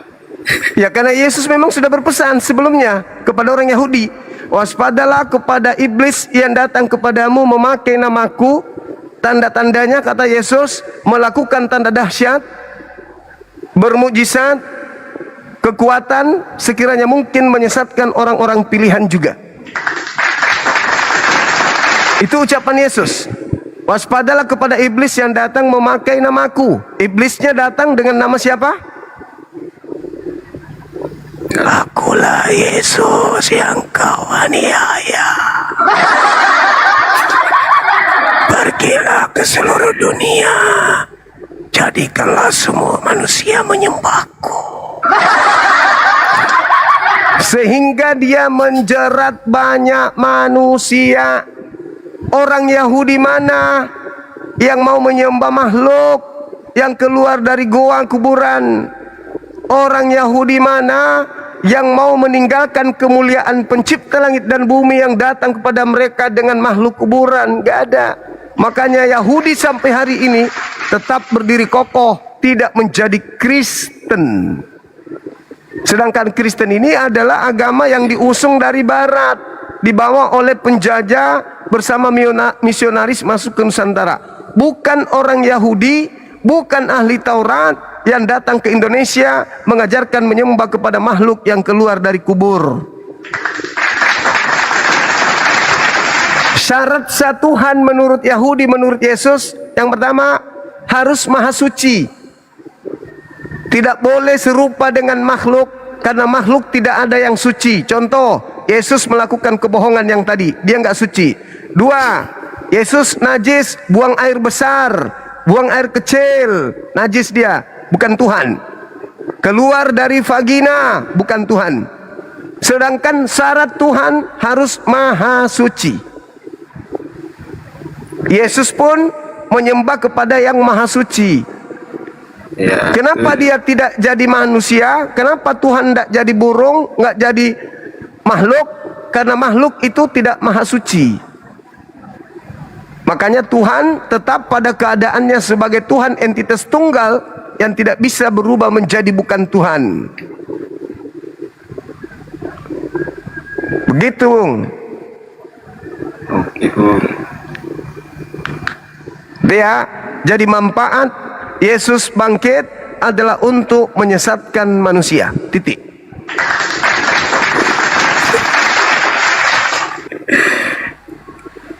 Apa buktinya? Apa buktinya? Yesus ibadah Sabat. Ketika orang yang terpengaruh oleh yang keluar dari kubur berubah menjadi Minggu. Yesus sunat. Ketika makhluk yang keluar dari kubur mempengaruhi pengikutnya, tidak sunat. Yesus menyembah Elohim. Ketika makhluk yang keluar dari kubur itu menyembah kepada makhluk yang keluar dari kubur, alias menyembah makhluk kuburan. Lagi, ketika Yesus mengajar, Yesus tidak memakan babi. Ketika keluar makhluk dari kubur, menggiring manusia memakan seluruh apapun itu. Maka jelas orang keluar dari kubur ini bukannya menggiring manusia menyembah kepada pencipta langit dan bumi, bukan hanya sekedar melanggar perintah-perintahnya, tapi malah menggiring manusia menyembah kepada dirinya. Siapakah makhluk di bumi ini yang mau disembah selain daripada Tuhan? Makhluk di bumi ini nggak ada dong yang disembah selain Tuhan. Siapakah makhluk manakah yang mau disembah, yang mengajak dirinya disembah selain daripada Tuhan? Anak Tuhan. Iblis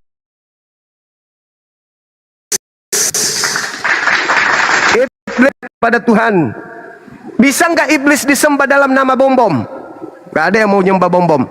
Bisa nggak iblis disembah dalam nama Yudas? Nggak mungkin. Iblis pintar, iblis cerdas. Maka dia memakai nama Yesus. Karena hanya dalam nama Yesuslah iblis bisa disembah. Makanya Yesus mengatakan apa? Waspadalah kepada planos, penyesat, penipu, pembohong yang datang kepada kalian dengan memakai namaku Yesus dan berkata akulah Kristus. Mereka iblis ini akan menyesatkan banyak orang.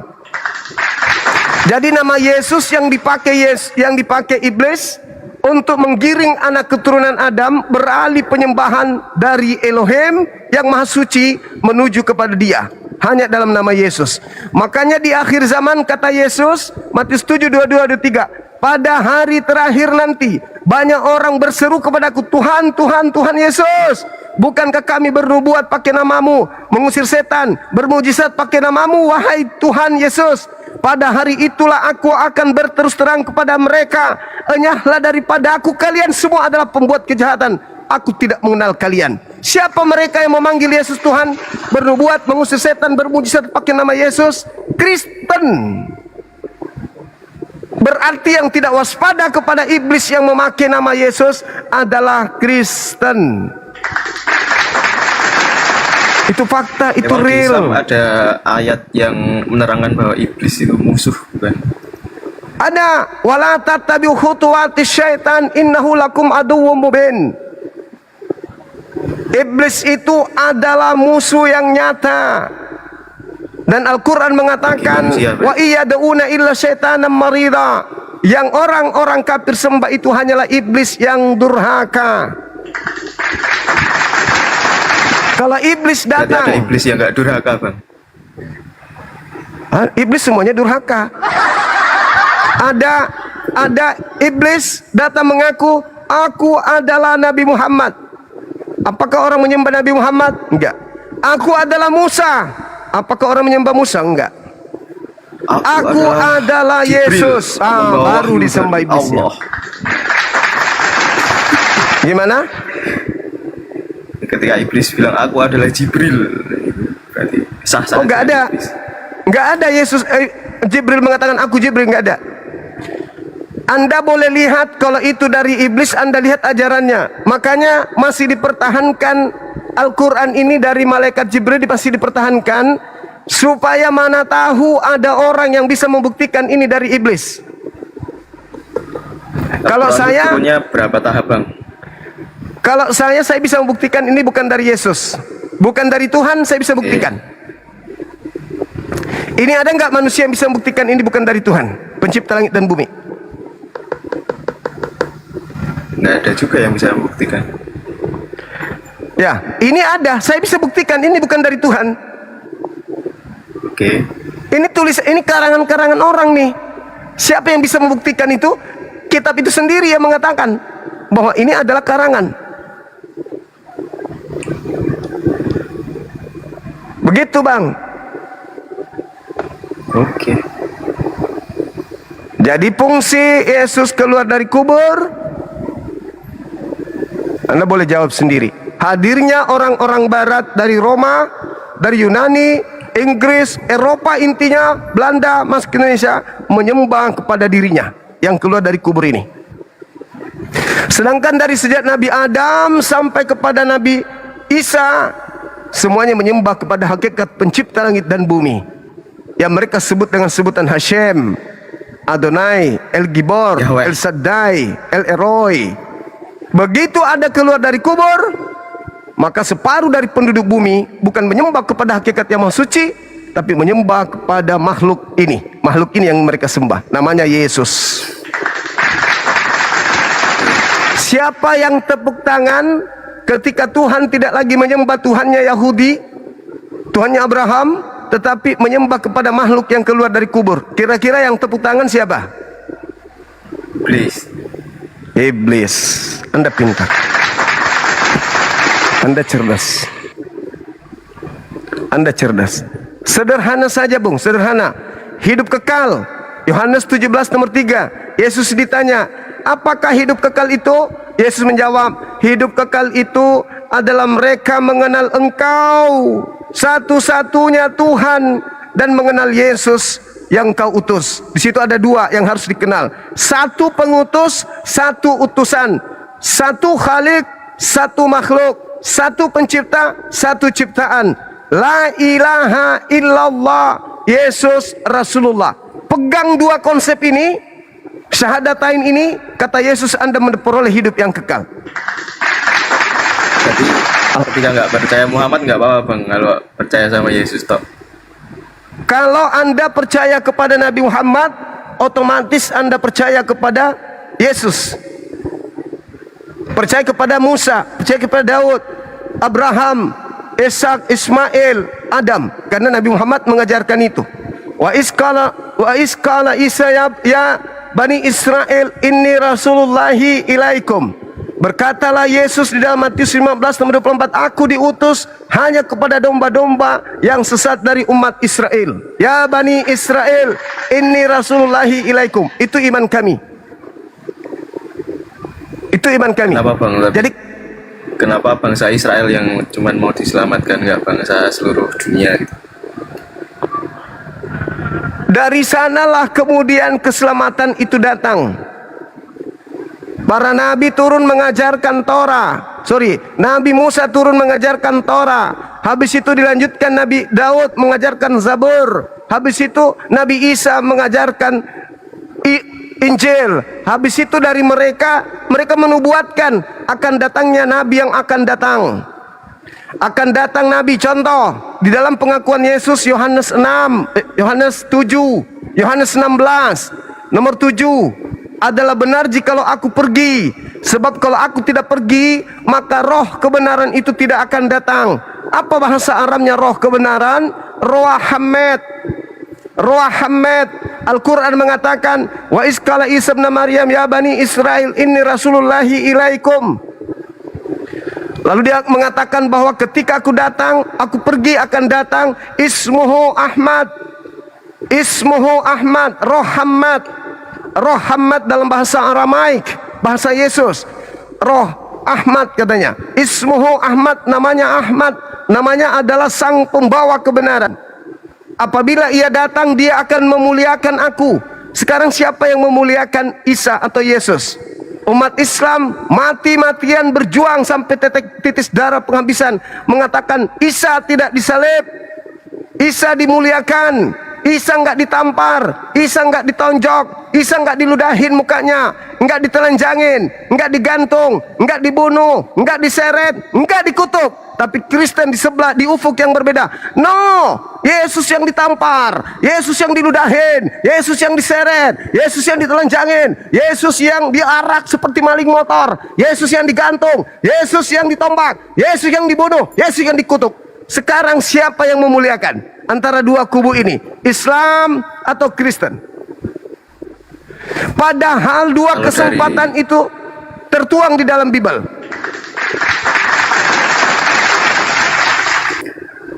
Kalau dari Maryam 33 itu Isa mengatakan ada saat aku mati dan saat aku dibangkitkan bang. Tapi di ayat lain ada mengatakan nggak disalibkan. Itu yang benar yang nah, bagus. Surah Maryam ayat 33 itu tidak berbicara tentang penyaliban. Yang mengkaitkan dengan penyaliban itu nubuatnya Isa kan? Ketika iya, tentang kelahiran. Karena dia difitnah sebagai anak zina. Dia berbicara pada saat di depan orang-orang yang memfitnah ibunya. Lalu dia membela ibunya. Ibuku bukan pesina. Aku ini adalah hamba Allah. Aku ini hamba Allah. Anak bayi dalam buayan berbicara membela ibunya. Kalian menuduh ibuku berzina. Tidak. Aku ini adalah hamba Allah. Saya diberi ketetapan hikmat Injil dan aku diutus sebagai nabi untuk kalian. Kesejahteraan atasku saat aku lahir, saat aku mati, dan saat aku dibangkitkan hidup kembali. Nah, itu berbicara mengenai ini kan ada di Alkitab bang. Kalau di Islam kan nggak ada Isa mati. Nah, Anda mengaitkan dengan cerita tahayul. Ini bercerita tentang 3 fase kehidupan manusia. Manusia itu lahir, setelah manusia lahir, manusia itu mati. Setelah manusia mati, nanti di akhir zaman dibangkitkan. Semua kita manusia itu mengalami fase yang sama seperti Yesus, Nabi Isa. Itu bukan penyaliban, nggak ada hubungannya dengan penyaliban. Kalau mengenai penyaliban itu lain ceritanya. Wa ma qatalu wa ma salabu walakin syubbiha lahum. Mereka tidak membunuh, mereka tidak menyalibkan, melainkan yang mereka salib adalah keadaan yang diserupakan bagi mereka. Tidak disalib Nabi Isa, yang disalib adalah yang diserupakan. Apa buktinya? Markus 16:12 dicatat begini. Dan Yesus menampakkan diri kepada dua muridnya dalam rupa yang lain, rupa lain. Maria orang yang intim. Maria pernah dibaptis oleh Yesus, diminyaki kepalanya, dipecahkan buli-buli minyak di atas rambutnya, kemudian kakinya diminyaki, sering bersama dengan Maria. Masakan baru 2 malam, malam Sabtu, malam Minggu, itu pun gak cukup. Masa dia gak kenal Yesus baru 2 malam? Malah menganggap orang itu adalah tukang kebun. Bukti bahwa itu bukan Yesus. Di sidang, di Mahkamah Agung, apakah engkau Yesus? Apakah engkau anak Tuhan? Tidak dikenal di sana, enggak dikenal. Ketika dia ditangkap, datang Yudas dan tentara Roma. Ditanya, siapa yang kau cari? Apa kata Yudas dan tentara Romawi? Kami mencari Yesus dari Nazaret. Apa kata orang itu? Akulah dia. Berarti mereka tidak mengenal. Jadi yang ditangkap ini orang yang diserupakan. Yudas tak mengenalnya, tentara Romawi tak mengenalnya, imam kepala tak mengenalnya, mahkamah agama tak mengenalnya, siapapun tak mengenalnya. Dan yang disalib itu ditanya, apakah engkau Mesias? Apa jawabnya? Lukas 22:69. Mulai sekarang Yesus sudah ada di atas, duduk di sebelah kanan Tuhan yang Maha Tinggi. Berarti yang di sidang ini bukan Yesus. Al-Quran tidak pernah keliru. Wa ma qatalu wa ma salabu walakin syubbiha lahum. Yang mereka salib adalah orang yang diserupakan. Nah, kalau yang diserupakan ini adalah orang jahat, maka yang disalib orang jahat, yang dikubur orang jahat, yang keluar dari kubur adalah orang jahat, yang kalian sembah di setiap hari Minggu adalah orang jahat dalam nama Yesus. Itu final. Tapi kenapa kedudukan Isa di Al-Quran lebih tinggi dari Muhammad, Bang? Nah, soalnya dia pertanyaannya kalimatullah yang sesuai. Kalau di Alkitab kan firmanku. Nah, ini Al-Quran nyontek ke Alkitab. Atau gimana? Pertanyaan yang sangat bagus. Kenapa Nabi Isa dikatakan berasal dari kalimatullah, kalimatuhu? Dikarenakan dituduh oleh orang-orang Israel sebagai anak zina. Baca Talmud, baca kitabnya orang Yahudi, bagaimana dia menceritakan tentang Yesus. Islam datang mengkaji itu. Tidak ada kitab di luar Al-Quran, di luar hadits yang membahas tentang Nabi Muhammad, menghina Nabi Muhammad, menghina keturunan Nabi Muhammad, dan seterusnya. Nggak ada.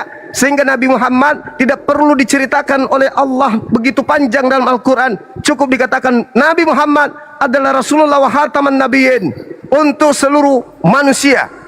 Itu aja. Dia datang meluruskan ajaran Nabi Isa yang dibengkokkan oleh orang-orang terdahulu. Maka yang lebih banyak dibahas adalah Nabi Isa, karena ajaran Nabi Isa yang banyak dibengkokkan.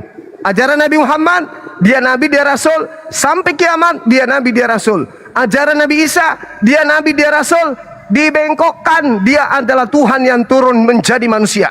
Maka Al-Quran datang memuliakan beliau, membersihkan beliau dari orang-orang kafir dengan mengatakan Isa sungguh adalah manusia mulia, terkemuka di dunia dan di akhirat, bukan Tuhan. Laqad kafaral ladzina qalu, kafirlah orang yang mengatakan bahwa Isa adalah salah satu dari 3 Tuhan. Kalau dikatakan dia mulia, betul, dia dimuliakan. Kenapa dia dimuliakan? Karena dia telah dihinakan. Siapa yang menghinakan? Kalian. Kalian melihat kalung yang menggantung di leher dengan tanda salib. Siapa yang kalian ingat? Nabi Tuhan, Yesus. Kalian melihat dinding, ada salib. Siapa yang kalian lihat? Yesus. Melihat gereja, ada di menara, salib. Siapa yang kalian lihat? Yesus. Ingatan kalian hanya tertuju kepada hinaan demi hinaan kepada Yesus mulia ini. Tapi kalau kami umat Islam begitu membaca Al-Quran, kami melihat begitu mulia manusia Nabi Isa ini. Beda kelas, satu penghina, satu memuliakan. Simpulnya begini, pencipta langit dan bumi mengutus Nabi Isa, tidak ingin Nabi Isa disalib. Umat Islam tidak ingin Nabi Isa disalib. Iblis mau Yesus disalib, Kristen mau Yesus disalib. Kita berbeda kubu. Anda bersama dengan iblis ingin penyaliban, kami bersama dengan Tuhan pencipta langit dan bumi tidak ingin penyaliban. Kelas beda. Satu pengikut Tuhan, satu pengikut hantu. Itu nyata. Itu fakta, itu real. Marah orang Kristen kalau kita mengatakan Yesus tidak disalib. Oh, ngamuk. Artinya, andai saja umat Islam hadir pada saat detik-detik penyaliban, dan orang Kristen juga hadir pada saat detik-detik penyaliban, maka umat Islam akan menghalangi orang yang ingin menyalib Yesus, dan orang Kristen akan menghalangi umat Islam yang ingin menyelamatkan Yesus dari penyaliban. Artinya, Yesus yang ingin diselamatkan ini akan ditolak oleh orang-orang Kristen. Kristen akan melancarkan aksi membela penyaliban supaya terjadi. Supaya apa? Supaya Kristen tidak lagi melakukan Taurat, supaya Kristen tidak lagi dibatasi makan babi, supaya Kristen tidak lagi disuruh ibadat tiap hari seperti Yahudi, supaya Kristen tidak disuruh lagi sujud, supaya Kristen bebas tidak bersunat, bebas makan apa saja. Maka Yesus harus menjadi tumbal. Bunuh Yesus, bunuh Yesus, bunuh Yesus, supaya kita bisa hidup seperti binatang, bebas ngapain aja. Tapi kalau Islam, jangan pernah kau sentuh Yesus. Kami akan memperjuangkan sampai titik darah penghabisan. Maka pada saat itu, andai saja Islam sudah hadir dan Kristen sudah hadir, maka akan pecah perang yang besar antara anak keturunan Adam melawan anak keturunan iblis. Itu fakta, itu real. Lalu ajaran Isa apa yang diterapkan umat Islam, Pak? Ajaran Nabi Isa alaihissalam mengajarkan Taurat kepada kaumnya Bani Israel. Nabi Isa diajarkan untuk mengikuti ajaran para nabi kepada kaumnya Bani Israel, bukan kepada kami umat Islam. Isa diutus kepada kaumnya, Yesus diutus kepada kaumnya, bukan kepada kami. Kami umat Islam tidak masuk ke dalam korban yang disebut Yesus. Jangan kau beri barang yang kudus kepada babi, jangan kau beri mutiara kepada anjing. Apa yang dimaksud dengan barang kudus? Taurat. Apa yang disebut dengan barang mutiara? Injil. Kami tidak menerima Injil, kami tidak menerima Torah. Itu adalah mutiara dan barang kudus. Jangan kau berikan kepada anjing, jangan kau berikan kepada babi. Siapa yang dimaksud? Karena Yesus mengatakan, sebab bila mana kau memberinya, maka dia akan menginjak-injaknya. Sekarang siapa yang menerima Injil itu dan mereka tidak menegakkan Injil? Mereka membaca hidup kekal adalah menerima Yesus sebagai utusan. Mereka baca, tapi cuma diinjak-injak doang. Mereka membaca barang kudus yaitu Torah. Mereka baca, Tuhan adalah maha suci, jangan ada ilah lain di hadapanku, sebab aku adalah Tuhan yang pencemburu. Dibaca doang, tetap aja orang kuburan disandingkan dengan Tuhan yang maha suci tersebut. Diinjak-injak. Makanya Yesus melarang, jangan kau kasih Injil orang itu, jangan kau kasih Torah orang itu. Hanya dijadikan aksesoris untuk memuaskan diri mereka agar dianggap sebagai umat bertuhan. Pada sebenarnya mereka itu adalah umat iblis. Hanya mengatasnamakan Tuhan. Tanya kepada mereka, hari Minggu kalian menyembah yang bernama Yesus, itu firman Tuhannya di mana? Itu suruhannya siapa? Mana sabda Yesusnya? Mereka tidak akan pernah bisa menunjukkan. Kenapa? Sejatinya mereka bukan umat Tuhan, tetapi umat yang menerima bisikan dari makhluk yang keluar dari kubur. Hei kalian, bangun, bangun, bangun. Sudah jam 10, ke gerejalah kalian menyembahku. Kompak dari timur sampai ke barat. Tanpa firman Tuhan, tanpa sabda Nabi, mereka semua berjalan seperti orang yang kemudian tercocok lubang hidungnya, masuk ke gereja, menyembah kepada oknum Yesus tanpa ada firman Tuhan, tanpa ada sabda Nabi. Itulah mereka. Tanya, ada enggak perintah Tuhan yang nyembah hari Minggu kepada Yesus? Tidak ada. Adakah sabda Yesus begitu? Tidak ada. Lalu siapa yang memerintahkan? Kata Yesus, saatnya dunia dia hakimi, yaitu saatnya kuasa kegelapan. Dunia dihakimi dengan kuasa kegelapan. Apa itu? Dunia akan menyembah kepada iblis. Datanglah Nabi Muhammad Setelah kuasa iblis menyebar ke seluruh penjuru bumi, abad ke-7 kata Yesus, apabila ia datang, yaitu Ruah kebenaran, Ruah Hamed, dialah yang akan membersihkan dunia dari dosa-dosa. Jadi begitu Nabi Muhammad datang, ajaran makan babi diusir, babi haram. Ajaran menyembah Yesus diusir, jangan menyembah Yesus. Ajaran hari Minggu diusir, jangan menyembah hari Minggu. Dibersihkan bagi yang mau menerima kebenaran. Apabila ia datang, dia akan menginsapkan dunia akan dosa. Kenapa dunia yang harus diinsapkan akan dosa? Karena dunia sudah dikuasai oleh penguasa Romawi dengan otoritas gereja, membuat kemudian bangsa-bangsa di bawah kuasanya harus menyembah Yesus, harus sesuai dengan kebijakan gereja, nggak boleh tidak, nggak boleh tidak. Sedangkan orang Yahudi tidak mengajarkan agamanya di luar Yahudi. Hanya orang Kristen yang mengajak orang di luar untuk menjadi Kristen, menggiring orang luar untuk menjadi Kristen. Menyembah kepada siapa? Makhluk yang keluar dari kubur. Na'udzubillah, na'udzubillah. Maka Nabi Muhammad datang menginsapkan dunia. Sudah-sudahlah itu. Tuhan itu di atas, bukan di atas dia dinding. Tuhan itu di atas, bukan yang keluar dari kubur. Tuhan itu maha suci, bukan yang mati terkutuk di atas salib. Begitu, Bang. Itu fakta, itu real. Silakan. Oke? Sepertinya cukup, Bang. Oke. Oke, baik. Terima kasih. Memberi pencerahan-pencerahan. Ya, sama-sama, Bung, sama-sama. Saya pun mau ibadah dulu. Dinda Dio seperti biasa, isi kelas dulu, erok karong as sembayang, erok karong sembayang. Butuh saya sujud kepada Tuhan ini. Saya butuh menenangkan jiwa saya dulu. Motongnya kodong saya perbaiki lagi ibadahku. Maka mas sempajan dulu. Assalamualaikum warahmatullahi wabarakatuh. Waalaikumsalam. Nah, saya ibadah dulu. Oke, siap Kanda. Sahabat-sahabat, saya ibadah dulu ya. Jangan meki kasih naik yang panjang sekali ceritanya, Pak. Biasa mau mak masuk, tapi masih cari tenda ini kan putus ki. Wah, siap Kanda. Saya biasa kadang sudah mau masuk, tapi masih asik orang bercerita enak ke masuk putus kita wah. Jadi yang biasa-biasa saja Anda. Oke, yuk. Assalamualaikum. Siap Kanda. Waalaikumsalam warahmatullahi wabarakatuh. Ingat konsep ini. Aku dan Bapak adalah satu. Gimana modelnya? Nih satu. Itu bukan satu Om, itu dua. Lu sengaja pijitin, lengketin biar orang banyak tertipu. Dari samping begini Bang Suma, jangan lihat dari depan, dari belakang. Enggak bisa. Tuhan enggak bisa diakal-akalin. Ya sudah, lihat dari depan aja begini, enggak bisa. Tuhan nggak bisa diakal-akalin. Ya sudah, lihat dari samping sebelah sini. Nggak bisa Bang. Meskipun kau sembunyikan identitas manusianya tetap aja nongol. Gimana ya Bang Suma? Nggak bisa. Satu-satunya jalan. Oh, tunggu. Ada lagi yang baru Bang Suma. Gimana? Ini berapa Bang Suma? 5. Enggak. Yang jujur. 3 maunya. Iya, ini 3. Pret. Ini 5. Pret, ini 2. Akal-akalan. Kenapa bisa?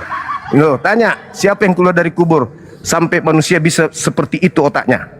Ibadah dulu teman-teman, 4 rakaat. Habis itu kita jumpa. Assalamualaikum warahmatullahi wabarakatuh.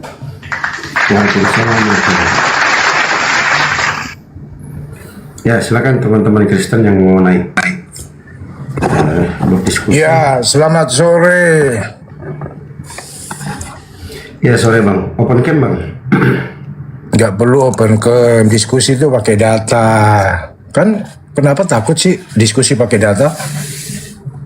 Iya, diskusi by data dan open cam. Loh, tujuannya on cam untuk apa? Tujuannya on cam untuk apa?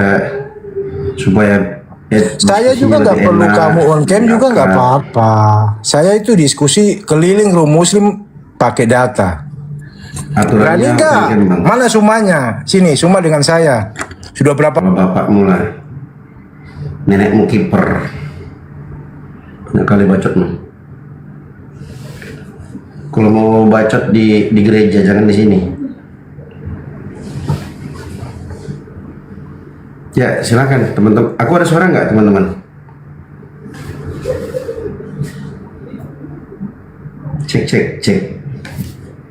Cek. Ada suara ya? Kecil ya suaranya ya? Ada, oke mantap. Silakan. Itu banyak kali cincongnya, buka kamera aja. Iya baca tuh, pakai data. Iya, kita diskusi by data, tapi open cam, monyong. Ya, Bang Nur, Leonardo. Selamat bergabung, Bang. Halo. Halo. Ya. Ya. Kristen atau Katolik, Abangku? Katolik, Bang. Ya. Silakan, Abang. Mau bahas tema atau bahas yang lain? Iya, mau bahas tema. Soalnya Abang yang taruh tema, ya kasih semangat.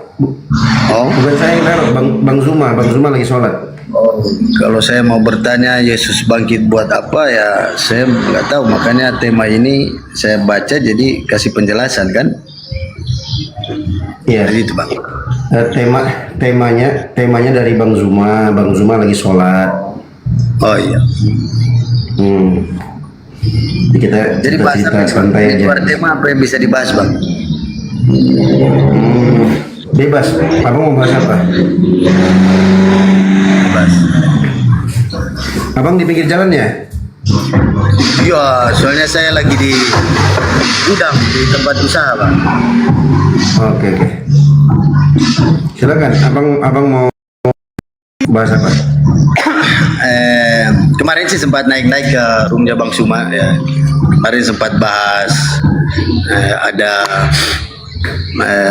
tema yang Bang Suma buat, Yesus Tuhan untuk siapa itu.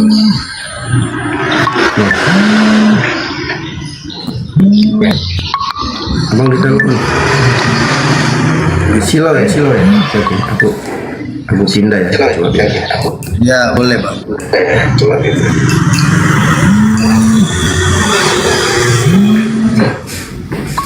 Cek kalau ini bagus nggak suaranya? Cek. Volume naik dikit. Ini udah full ini, nggak ada volumenya. Cek.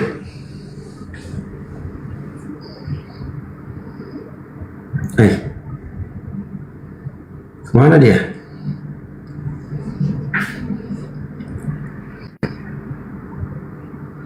Geser dikit lagi. Kemana ya gesernya? Gini.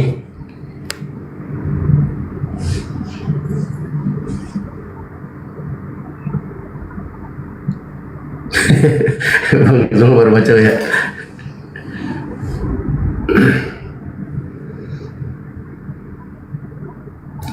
Gema kayak, bergema ya. Cek. Oh, silau ya. Nah, aku pindah posisi. Mana nih posisiku? Coba. Kalau gini bagus nggak?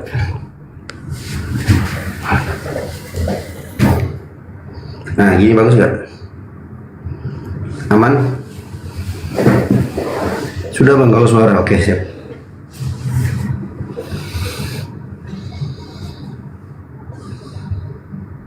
Halo Bang, aduh Bang Leonardo, telepon bininya dia. Jangan kau diskusi sama si Dio itu, nanti kau dipermalukan. Turun. Nah, ditelepon sama bininya. Bang Leonardo. Aduh, kacau. Ustadz nampak muda. Memang masih muda saya. Buka kopiah nggak? Masih muda, memang alhamdulillah. Belum tua-tua banget. Oh iya, silakan. Silakan Bang.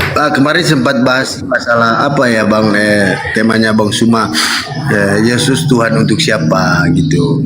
Memang sempat ada ngobrol sedikit sama Bang Suma, tapi logikanya masuk akal sih. Jadi saya lebih milih yang logik aja, yang masuk akal, karena saya lebih berpikir masalah keilahian Tuhan itu nggak bisa diselami oleh nalar, karena banyak perbuatan di situ yang nggak dapat dicerna oleh logika kan. Jadi Ya, untuk sepakat. konsep itu Saya sepakat. Saya sepakat Iya, keilahian Tuhan itu tidak bisa dicerna oleh nalar karena memang perkara gaib. Saya sepakat itu. Tapi Tuhan yang mana dulu, Bang? Kalau benar-benar Tuhan iya. Tapi kalau Tuhanan ya kalau enggak. bicara Tuhan ya Bang, kalau bicara Tuhan dalam pemahaman saya, ya Tuhan pasti cuma satu doang, ya. Cuman karena ada beberapa agama yang mempunyai konsep masing-masing masalah ketuhanan ya, jadi mungkin dari situ ada perbedaan ya Bang. Jadi kalau buat saya konsepnya Tuhan itu satu doang, satu aja. Ya, sebentar Bang, saya sapa dulu. Assalamualaikum, Bang Jibril. Waalaikumsalam. Apa kabar Bang? Sehat? Alhamdulillah, Ustaz. Alhamdulillah. Insya Allah. Ya, abang mau lanjut dengan Bang Leo? Ya, jadi seperti itu. Kalau abang bertanya Tuhan yang mana, jawaban saya Tuhan itu satu aja. Cuman ada banyak agama yang membedakan sehingga membuat satu konsep bahwa Tuhan itu berbeda, ada perbedaan. Nah, kenapa saya berasumsi seperti itu? Secara logika karena kalau memang Tuhan itu ada banyak, ya kan, kalau Tuhan itu ada banyak, kenapa berkat itu bagi semua umat, bagi semua bangsa bisa menerima berkat yang sama, dan seperti itu. Terus kalau buat saya ini logika saya berpikir Bang, konsep ketuhanan itu ada yang membicarakan masalah Tuhan orang Kristen, Tuhan orang Muslim, mungkin Tuhan-Tuhan yang agama-agama yang lain ya. Makanya saya berpikir gini, kok kalau memang Tuhan itu ada banyak, ya pasti wajarlah kalau dia menciptakan perbedaan.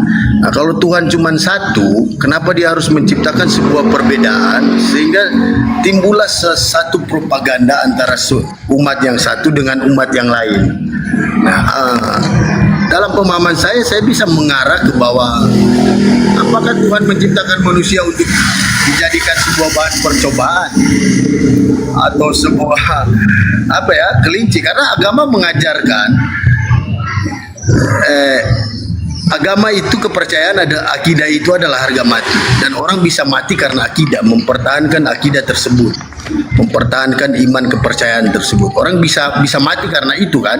Nah, kenapa Tuhan nggak menciptakan satu aja agama? Kenapa harus menciptakan propaganda seperti itu sehingga harus ada saling bunuh membunuh karena sebuah akidah?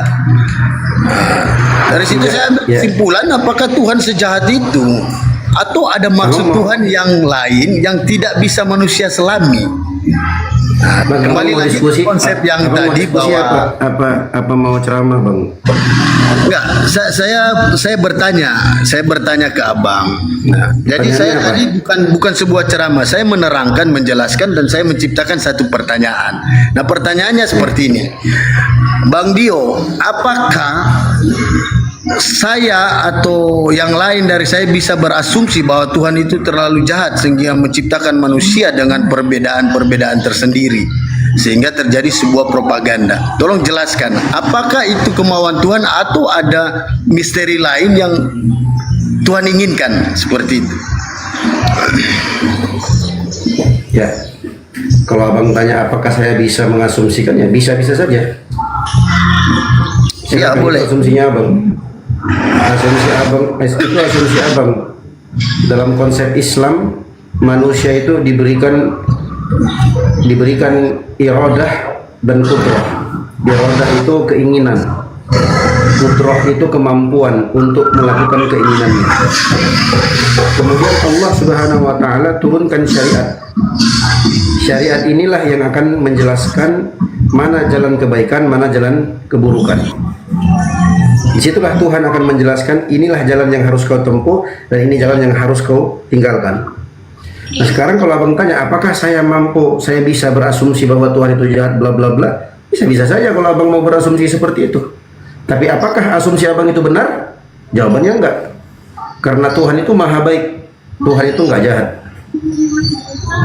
Oh, gitu ya. Nah, jadi Bang gini, kalau kembali ke konsep Tuhan maha pengasih lagi maha penyayang, maha baik dan tidak jahat, Apakah Tuhan nggak bersedih melihat dengan keadaan yang terjadi sekarang di dunia? Tuhan mengizinkan. Apakah seizin Tuhan sebuah negara yang lain bisa saling membunuh karena sebuah akidah? Apakah itu keinginan Tuhan?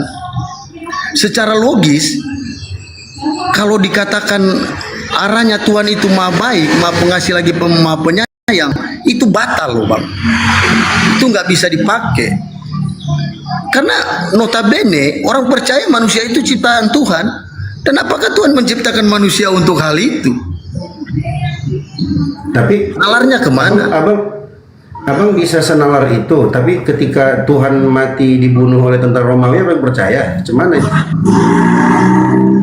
kalau Tuhan mati dibunuh oleh tentara Romawi, ya kita tinggal melihat konsepnya aja. Mati karena apa? Nalarnya kemana? Tadi abang bisa sekritis itu. Iya, maksudnya. Sebentar, jadi gini, saya kasih jawaban yang signifikan. Tidak ada nalar kalau Tuhan bisa mati dibunuh oleh orang Romawi. Tidak ada nalar. Berarti abang nggak percaya. Saya tidak setuju. Yang abang Tuhan kan? Tidak setuju. Nggak dibunuh. Iya. Yesus nggak dibunuh oleh Romawi. Saya tidak setuju itu. Oke, berarti abang nggak percaya penyaliban. Kemahakuasaan Tuhan itu nggak ada kalau dia sampai bisa dibunuh manusia. Izin Ustaz. Lanjut, silakan Bang Jip. Ini berarti dia udah keluar dari keimanan Kekristenan, tapi mempertanyakan logik atau logika dari Muslim, begitu ya Bang ya? Dari ketuhanan Muslim. Gini Bang, saya nggak menyentil satu agama. Oke, iya setuju. Tadi Abang saya menjawab ada dua kemanusiaannya, paham. Abang ada 2-3 pertanyaan yang Abang pertanyakan soal Tuhan yang kami bisa menjelaskan secara Islam. Kenapa Tuhan mesti satu Bang? Karena contoh, kalau ini saya contohin aja Bang. Kalau mobil setirnya ada 2 dan ada dua supir, kira-kira gimana Bang? Kalau abang kasih contoh gitu, itu ada mobil setirnya 2. Contohnya gini. Mobil apa tuh Bang? Orang yang mobil apa tuh Bang? Langsung kita ke konkretnya aja. Mobil apa yang setirnya 2? Kalau di tempat saya, orang yang kasih ajar mobil ke orang lain untuk ambil SIM, itu ada standar gandanya. Ya. Ada remnya 2. Ya. Iya. Jadi dia bisa tapi di ujung harinya berapa orang yang mengendalikan mobilnya? Iya, maksudnya gini, bentar Bang. Di saat dia mengajarkan orang ini, di saat dia akan mengarah ke kiri itu bahaya, maka dia bisa mengendalikan lagi kembali. Nah, jadi kendalinya tetap ada berapa Bang? Kendalinya tetap ada berapa? Pengendalinya 1. Tetap 1 ya? Iya, abang kan bicara setir 2, jadi saya bilang ada. Secara setir 2 ada di mobil yang 2 untuk belajar, itu pengecualian. Kita nggak bisa bikin peraturan berdasarkan pengecualian. Abang paham nggak? Makanya Bang analoginya lebih rasional dikit. Enggak, abang paham nggak? Kita nggak bisa membuat peraturan berdasarkan pengecualian. Abang paham nggak itu? Bisa, paham. Nah, kita buat peraturan berdasarkan mayoritas, setuju kan? Iya, setuju. Mayoritas mobil, mayoritas keadaan itu setirnya 1. Iya, betul. Kita nggak bisa bikin peraturan berdasarkan pengecualian. Oh, ada dari 1.000.000 mobil, ada 1 nih yang setirnya 2. Kita nggak bisa bikin peraturan berdasarkan pengecualian itu. Itu 1. Iya. Kedua, berarti kita di situ udah tahu ya kalau apa-apa itu mesti 1 kalau memang mau selamat. Contoh lagi, si pembuat keputusan ini nggak bisa Bang bergantung sama apapun dan siapapun. Abang paham nggak sampai sini? Iya, bisa. Tuhan itu Bang nggak boleh bergantung terhadap apapun dan siapapun. Tuhan itu Bang, kalau berbicara Tuhan yang pastinya ada, nggak ada Bang, nggak bisa, nggak ada yang bergantung pada siapapun. Nggak ada. Ini sinyal saya apa sinyal dia nih? Sinyal dia Kalau Bang berbicara Tuhannya, ini sinyal dia Bang. Udah pasti yang buat keputusan ada yang bisa intervensi.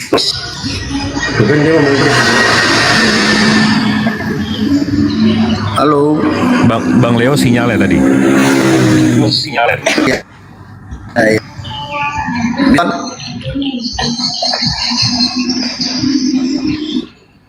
Udah oke belum?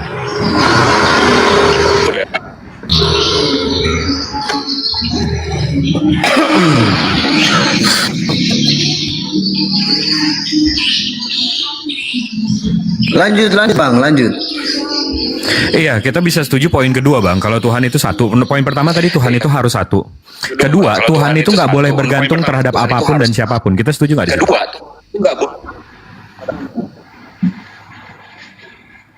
Nggak di situ. Ya setuju bang. Kalau kita kembali bicara masalah iman, saya setuju, sangat setuju. Oke. Tadi saya Berarti nggak bisa ya? Berarti itu harus pas dengan keadaan yang kita. Kalau kita berbicara beri analogi yang lebih rasional, yang mengarahnya sumbernya itu. Oke, berarti nggak bisa ya Tuhan 3 dalam 1, 1 dalam 3 dan seterusnya. Karena kalau Tuhan bergantung terhadap yang satu lagi, bergantung terhadap yang satu lagi, itu bukan Tuhan. Karena Tuhan tidak bergantung terhadap apapun dan siapapun. Itu bukan Tuhan. Tuhan. Setuju nggak bang? Bang, suara abang putus-putus atau jaringan saya yang apa ya? Bisa saya turun dulu terus saya naik lagi bang? Ya, Bisa, boleh, bisa gitu, boleh, bang? boleh. Coba saya turun dulu ya, terus saya naik lagi. Bentar bang.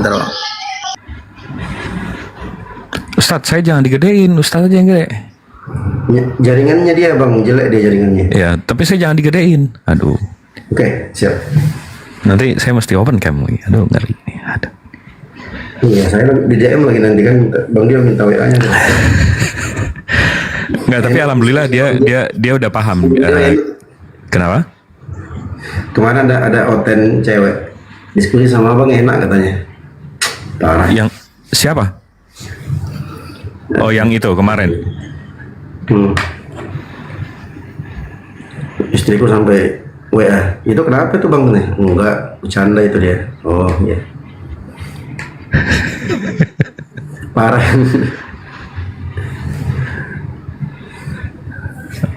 Tuh kan langsung disuruh on cam kan?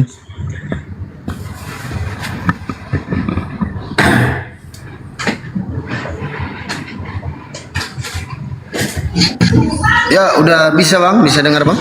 Bisa. Oke lanjut bang, lanjut. Tadi nggak sempat apa ya nyimak pertanyaannya. Iya, kita udah setuju kalau Tuhan itu nggak boleh bergantung terhadap apapun dan siapapun ya. Jadi yang konsep Tuhan yang 3 in 1, yang 4 in 1, yang 5 in 1 dan Tuhan banyak itu udah gugur ya bang ya? Iya buat saya udah gugur karena itu hanya doktrinitas. Mantap. Abis itu abang tadi nanya soal kenapa Tuhan membiarkan adanya kejahatan, adanya pertengkaran, adanya ini itu. Gini bang. Iya. Kita contohkan aja bang. Kalau ada satu kerajaan isinya 1 juta orang. Isi kerajaan ini isinya 1 juta orang bang. Dan semuanya sayang sama rajanya. Habis itu nggak ada masalah, nggak ada pencurian, nggak ada pembunuhan, nggak ada semua kriminalitas karena sejuta-sejutanya ini semua menjunjung tinggi rajanya bang. Kira-kira gimana kita tahu yang mana yang lebih baik, yang mana yang baik, yang mana yang buruk? Yang mana yang lebih baik, yang mana yang baik, yang mana yang buruk bang?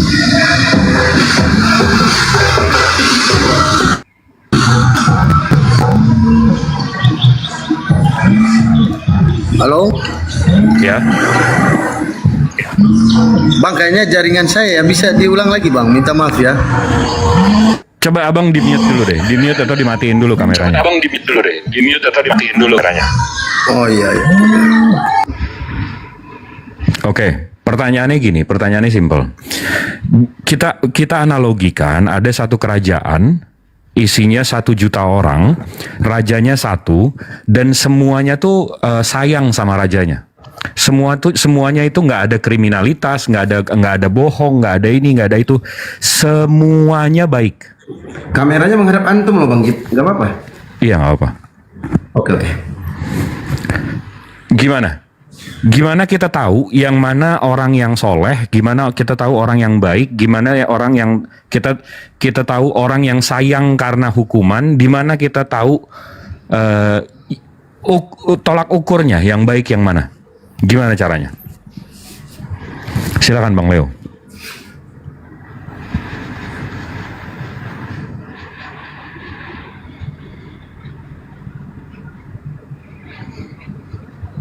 Bang Jip tumben on cam. Iya, karena tadi banyak banget yang minta.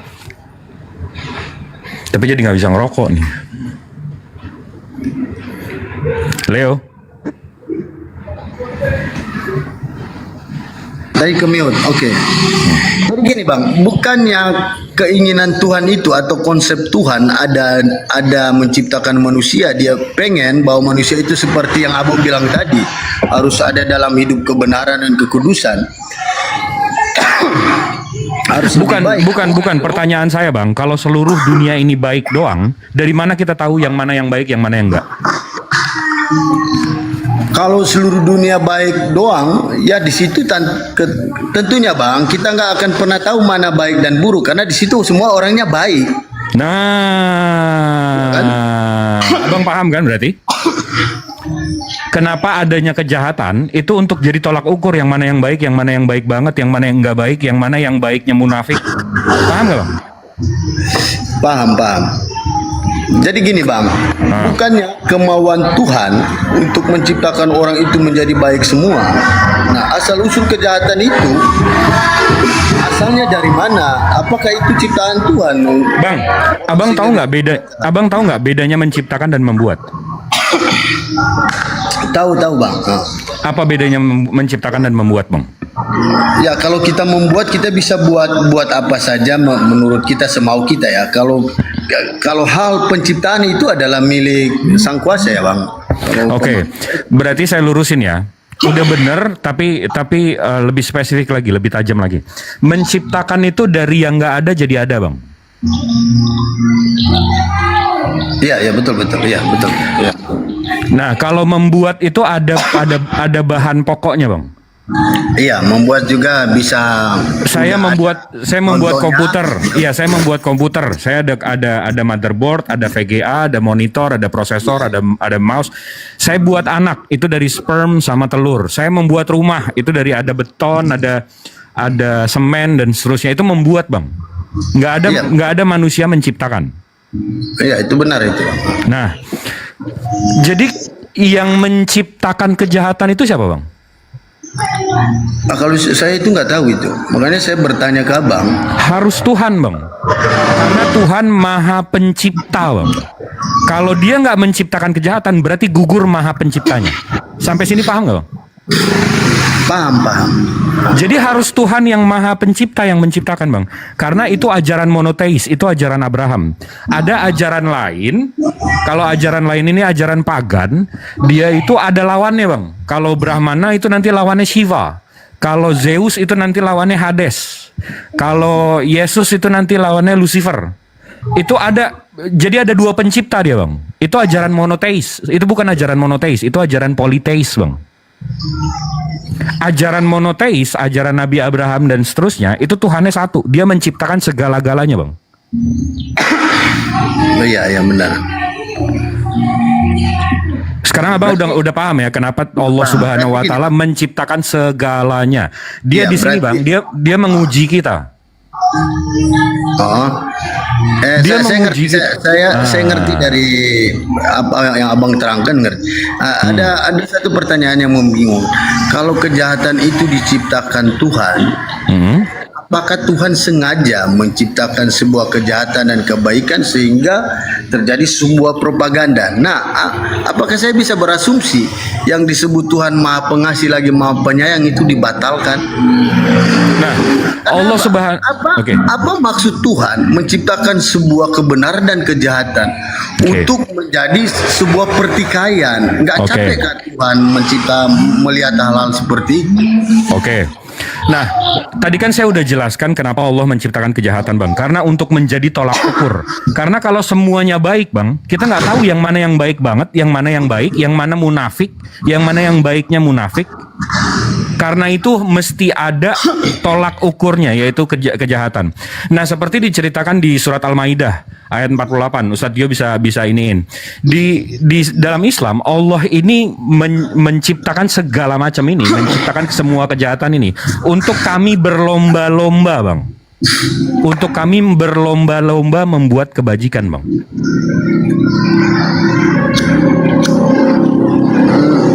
Yang berlomba-lomba berlomba yang berlomba-lomba untuk membuat kejahatan itu iblis, Bang. Iya bang, maksudnya gini, berarti iblis juga diciptakan oleh Tuhan. Nah, bukankah Tuhan menciptakan manusia itu untuk sebuah kedamaian? Oke, dan gini deh. kebenaran untuk Oke, gini hidup. deh. Oke, saya analogiin yang simpel ya, Bang ya. Saya analogiin yang simpel. Kalau seorang guru itu mau menguji umatnya, Bang. Bukan umatnya. Kalau seorang guru mau menguji muridnya, habis itu dikasih pilihan ganda, Bang. A, B, C, D. A yang benar, Bang. B salah, C salah, D salah. Berarti gurunya jahat. Enggak juga jahat ya bang, karena dia kan enggak bang, konsepnya beda bang. Abang konsepnya? Konsepnya beda. Iya, konsepnya beda di mana ya? Gini bang, analogi seorang guru sama konsep yang dibicarakan masalah Tuhan tadi itu berbeda bang. Mohon maaf. Bukan, karena kalau pilihan jawabannya A benar, B benar, C benar, D benar, di mana tolak ukurnya nih murid pinter, Bang? Paham nggak, Bang? Iya, paham. Nah, jadi kalau gini bang, kalau seperti itu, contoh kayak tadi saya bilang ya, mohon maaf ya, bang, saya mengejar hal ini bukan saya ingin mengetes abang atau apa. Enggak, tes iman saya terbuka bang, tes iman saya. Karena saya punya kebingungan di dalam kehidupan seorang manusia. Siap. Dengan rahasia ilahi seperti itu. Siap, Jadi gini, kalau memang Tuhan ini maha pengasih lagi maha penyayang, kenapa sih nggak menciptakan manusia semua adanya baik? Kenapa Tuhan harus menguji manusia dengan membuat sebuah kejahatan menjadi tolak ukur? Nah, itulah yang menjadi kebingungan. Makanya saya berasumsi. Itu tadi saya udah jawab, Bang. Saya udah jawab soal itu. Kalau semuanya baik, dari mana kita menilai ada yang baik banget, ada yang baiknya dengan ikhlas, ada yang baiknya nggak ikhlas, ada yang baiknya munafik, ada yang baiknya bohong, ada yang baiknya cuma takut sama neraka, Bang. Dari mana kita tahu? Pencitraan lah semua ya bang. Nah, dari mana kita tahu yang baik yang mana kalau semuanya baik? Kalau itu bang, saya ngerti. Yang saya bingung ini tentang apakah, makanya saya nanya tadi pada Ustadz Dio, apakah ini sebuah rahasia ilahi sehingga Tuhan membuat seperti itu? Ada nggak bang? Saya pernah dengar ya, ada sebuah kisah dari kaum muslim, umat muslim, bahwa Tuhan pernah mencabut seluruh kejahatan di dunia. Wah, itu dari mana tuh? Apa itu benar ya bang cerita itu atau salah? Kalau salah, bukan. Kalau kami berpegangan dalam Al-Quran, Bang, di surat Al-Hujurat ayat 13. Di situ dibilang, dan dialah yang menjadikan kamu sebagai khalifah. Al-Hujurat, wahai manusia, sungguh kami telah menciptakan kamu dari seseorang laki-laki dan seorang perempuan, kemudian kami jadikan kamu berbangsa-bangsa dan bersuku-suku agar kamu saling mengenal. Dan mengenal ini artinya semakin itu bisa dua, Bang. Bisa mengenal kebaikan. Kita bersuku-suku itu bisa jadi kebaikan, bisa jadi keburukan. Abang paham nggak? Paham. Itu ukuran tolak ukur kita manusia, bang. Nah, karena kalau kita satu suku, satu dunia ini satu suku, kalau satu dunia ini satu agama, kalau dunia ini semuanya satu. Terus gimana Tuhan pencipta langit bumi beserta isinya menilai siapa yang baik, siapa yang buruk, Bang? Nah, itulah yang menjadi kebingungan saya, Bang, sampai sekarang. Jadi memang mesti ada tolak ukurnya, Bang. Mesti ada tolak ukurnya. Nah, itu makanya saya bilang tadi, Bang, mohon maaf ya, berarti predikat Tuhan sebagai Maha Pengasih lagi Maha Penyayang. Enggak, Bang, predikatnya sebagai yang Maha Pengasih lagi Maha Penyayang, Allah Subhanahu wa taala, Tuhan pencipta langit bumi beserta isinya, itu enggak pernah memerintahkan kita untuk melakukan hal yang jahat, Bang. Enggak pernah Allah sekalipun, kan, Bang, dia menciptakan sebuah kejahatan untuk menjadi tolak ukur, tapi Tuhan bentar, Bang. Iya. Dengan adanya Tuhan menciptakan sebuah kejahatan, maka kejahatan itu akan merasuki ke manusia, menggoda manusia, sehingga manusia bisa berlaku jahat. Makanya tadi saya analogikan, kalau seorang guru melakukan ujian terhadap murid-muridnya, habis itu dikasih jawaban pilihan A benar, pilihan B salah, pilihan C salah, pilihan D salah. Dan kamu udah diajarin untuk menjawab A. Kamu udah diajarin, kamu belajar di sekolah tuh udah diajarin kamu tuh jawabannya A yang bener. Apakah dengan Tuhan membuat pilihan lain dengan B, C, D, Tuhan jahat? Enggak dong.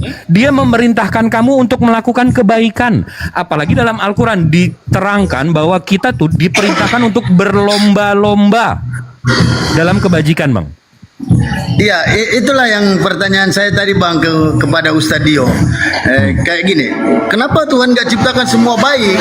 Atau apakah dia menciptakan ada baik dan buruk? Oke, gini Bang. Apakah itu sebuah misteri? Bang, aku mau nanya. Tuhan yang harus kita pecahkan sebagai manusia, kan seperti itu. Itu udah terpecahkan, di Al-Quran udah dijelaskan. Sekarang contoh nih Bang, saya analogikan aja ke Abang. Bang, kalau dunia ini semuanya orang tajir Bang, semuanya orang mampu. Ini kalau Allah menciptakan seluruh dunia ini orang mampu semua Bang, orang tajir semua Bang. Tajir itu ada nggak Bang? Ada. Jadi gini Bang. Mana Bang, ada? mohon maaf ya. Bang. Bukan salah, Abang jawabannya salah. Kalau seluruh dunia ini orang tajir Bang, nggak ada orang miskin, orang tajir semua. Tajir itu ada nggak Bang? Orang kaya kan, orang yang banyak uang, yang punya seluruh umat manusia di dunia ini orang kaya. Orang kaya itu ada nggak Bang? Ada. Nggak ada. Karena nggak ada miskin, kaya semua. Mana ada kaya? Semua orang mampu. Jadi gini Bang, saya kasih penjelasan dikit ya tentang pertanyaan. Enggak, Abang mesti paham dulu analogi saya. Iya, jadi baru kita move on. Makanya saya buat satu penjelasan biar kita bisa paham bersama kan. Bukan Abang paham nggak analogi saya soal tajir tadi? Paham. Lawan kata kalau nggak ada orang, kalau semuanya kaya pasti nggak ada miskin. Begitu juga.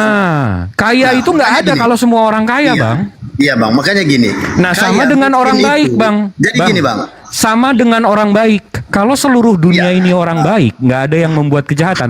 Baik itu ada nggak Bang? Iya. Oke Bang. Baik itu ada nggak? Coba dijawab. Kalau seluruh dunia ini orang baik, kalau seluruh orang ini baik, baik itu ada nggak? Kasih kesempatan saya jawab biar Abang cerna dulu. Masuk akal nggak? Jadi gini Bang. Kalau memang semua itu seperti itu ya pastinya lawan katanya kalau banyak orang baik pasti nggak ada orang jahat kan seperti itu. Jadi bukan banyak, semua orang baik. Semua orang baik pasti nggak ada orang jahat. Nah, analogi yang Abang kasih ke saya dan itu baik itu nggak ada. Nggak sesuai dengan kalau kita berbicara tentang keilahian. Karena gini Bang, kaya miskin, baik buruk itu kaya miskin itu relatif, tergantung orangnya. Sekarang apakah orang ini pengen keluar dari zona kemiskinan atau enggak? Atau apakah orang ini punya pilihan untuk menjadi miskin seutuhnya atau enggak? Kan Tuhan sudah memberikan berkat, tinggal kita yang mencari. Nah, jadi buat saya analogi yang Abang kasih ke saya itu nggak cocok dipakai kalau kita berbicara keilahian Tuhan, kebesaran Tuhan, kemahakuasaan Tuhan. Kita dari tadi nggak bahas keilahian Tuhan Bang. Kita dari tadi Abang membawa saya ngobrolin soal kemahakuasaan Tuhan, soal karyanya Bang, soal ciptaannya, soal ciptaannya. Nah kita lagi membahas soal ciptaannya. Sekarang saya pertanyakan lagi, analoginya saya teruskan yang tadi Bang. Kalau seluruh dunia ini orang baik Bang, semua orang di dunia ini baik dari ujung sampai ujung semuanya baik, nggak ada satupun orang jahat. Orang baik ada nggak Bang? Kalau semua orang di dunia ini baik, nggak ada satupun jahat. Orang baik ada nggak? Ya ada, karena semuanya baik kan yang Abang bilang. Nggak ada dong. Dari mana kita tahu itu orang baik? Kalau nggak ada yang jahat, itu maksud Abang. Analoginya ke situ. Iya. Makanya saya bilang itu nggak pas Bang, karena itu sesuatu hal yang lumrah. Makanya saya bilang Bang. Kok lumrah? Mohon maaf ya Bang. Coba Abang dengar. Bukannya sebuah baik kaya miskin ya. Kaya miskin itu kan sebuah pilihan. Itu relatif Bang. Bagi seorang manusia itu relatif. Betul. Ya. Kalau saya nggak mempertanyakan keinginan orang Bang. Bentar Bang, saya nggak mempertanyakan keinginan orang. Poin saya soal kebaikan dan keburukan. Sekarang saya tanya, kalau seluruh dunia ini orang baik, nggak ada satupun yang jahat, orang baik ada nggak Bang? Nggak ada. Dari mana Allah tahu ini yang baik, yang ini yang enggak, ini yang baik, ini baiknya munafik, ini baiknya takut karena neraka, ini baiknya karena nggak baca Al-Quran, ini baiknya pencitraan. Dari mana Allah tahu kalau semuanya itu baik? Baik itu nggak ada. Kenapa dia seorang maha kuasa membuat eksperimen seperti analogi? Bukan eksperimen, ujian, Bang. Enggak, ini sebuah eksperimen untuk membenarkan analogi abang ke saya kan seperti ujian, itu. Bang, ujian. Jadi gini Bang, abang percaya nggak? Baik buruk itu buat saya relatif karena ada orang yang memaksa dirinya untuk menjadi baik padahal notabene dia jahat. Begitu juga sebaliknya, ada orang jahat memaksa dirinya menjadi baik padahal dia jahat. Nah, jadi itu sebuah pilihan. Pertanyaan pembahasan kita bukan ke situ, Bang. Pembahasan saya ke abang yang saya pertanyakan tentang kemahakuasaan Tuhan. Kenapa sih harus karena kalau abang bicara bahwa semua adalah ciptaan, bukannya Tuhan mau semuanya baik. Nah, apakah Tuhan harus melakukan eksperimen dengan menaruh hal yang buruk sehingga Tuhan bisa menjadi satu tolak ukur? Oh, ini yang baik, ini yang buruk. Di mana kemahakuasaan Tuhan kalau kita mengarah pembicaraan analoginya sampai ke situ, Bang? Baik. Seperti itu. Baik, boleh saya jawab, Bang? Silakan Bang, silakan Bang. Boleh, oke. Maaf ya Bang, saya pengen bertanya aja Bang. Jadi nggak ada unsur-unsur lain. Nggak apa-apa. Karena kalau abang gagal paham, berarti saya yang salah karena saya nggak mampu menjelaskannya, gitu Bang. Ya. Iya. Nah, jadi begini Bang, disitulah bukti kekuasaan pencipta langit bumi beserta isinya. Dia nggak bisa Bang mencoba umatnya, mencoba hambanya dengan pertanyaan, habis itu pilihannya jawabannya benar. Itu bukan ujian Bang. Itu Tuhan itu nggak begitu. Tuhan itu maha adil. Dia harus adil Bang. Dia maha adil. Jadi mesti begitu abang dikasih cobaan, abang pilih, abang mendengar perintah-perintahnya yang diturunkan oleh nabi-nabinya, yang disampaikan oleh nabi-nabinya. Ini lo melakukan hal yang baik, lo puasa, lo zakat, berbagi sama orang miskin, nggak boleh membunuh. Itu ada perintah-perintah Tuhan yang memang itu baik. Kita harus mengikuti perintah-perintahnya. Nah, nanti begitu kita dikasih ujian, bener nggak kita jawabannya? Bener nggak kita mengerjakan perintahnya? Makanya kalau dalam Islam, amar ma'ruf nahi mungkar, kita menjalankan perintahnya, menjauhi larangannya. Di situ namanya ujian, karena Tuhan maha adil, Bang. Bukannya di sini senang-senang, habis itu di surga juga senang-senang, itu itu bukan Tuhan yang maha adil, Bang. Oke, bisa saya tanggapi, Bang? Silakan. Jadi gini, Bang. Dari tadi kan pertanyaan saya mengarah ke masalah kemahakuasaan Tuhan. Saya izin ngerokok ya. Iya, jadi pemahaman saya gini, Bang. Kenapa sih Tuhan seperti itu? Kan dari tadi seperti itu saya bertanya. Kenapa sih Tuhan seperti itu? Nah, kemahakuasaan Dia dengan menurunkan para nabi, ya, apakah saya bisa berasumsi ini semua kesalahan Tuhan? Kalau Tuhan tidak ciptakan sebuah kejahatan, keburukan, gak mungkin Dia akan menurunkan para nabi agar supaya orang bisa berpaling, percaya bahwa Tuhanlah yang maha baik. Nah, saya berpola pikir gini, ini kesalahan Tuhan karena Tuhan sudah menciptakan sebuah kejahatan, sehingga Tuhan bingung sendiri dengan mengadakan atau mengutus para nabi agar supaya bisa berdakwah, mengajarkan ajaran agama agar supaya manusia bisa hidup benar. Nah, ini yang membingungkan saya. Abang kayaknya dari tadi nggak menerima yang namanya analogi. Ini saya nggak usah pakai analogi, saya pakai bahasa yang sesimpel-simpelnya, ya. Allah Subhanahu wa Ta'ala sudah bilang di Al-Quran, kamu jangan makan babi. Ini contoh ya. Allah Subhanahu wa Ta'ala udah kasih tahu kita, kamu haram bagimu memakan babi. Habis itu, Abang Leo hidup udah tahu Tuhan pencipta langit bumi beserta isinya ini melarang makan babi. Habis itu Abang makan. Itu salah siapa, Bang? Masih mau nyalahin Tuhan?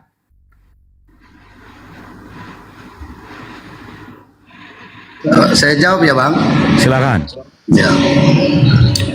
Tuhan sudah menurunkan perintah jangan memakan B2, tetapi manusia memakannya. Itu salah siapa? kalau saya salah Tuhan karena Tuhan menciptakan enggak, abang dengar dulu.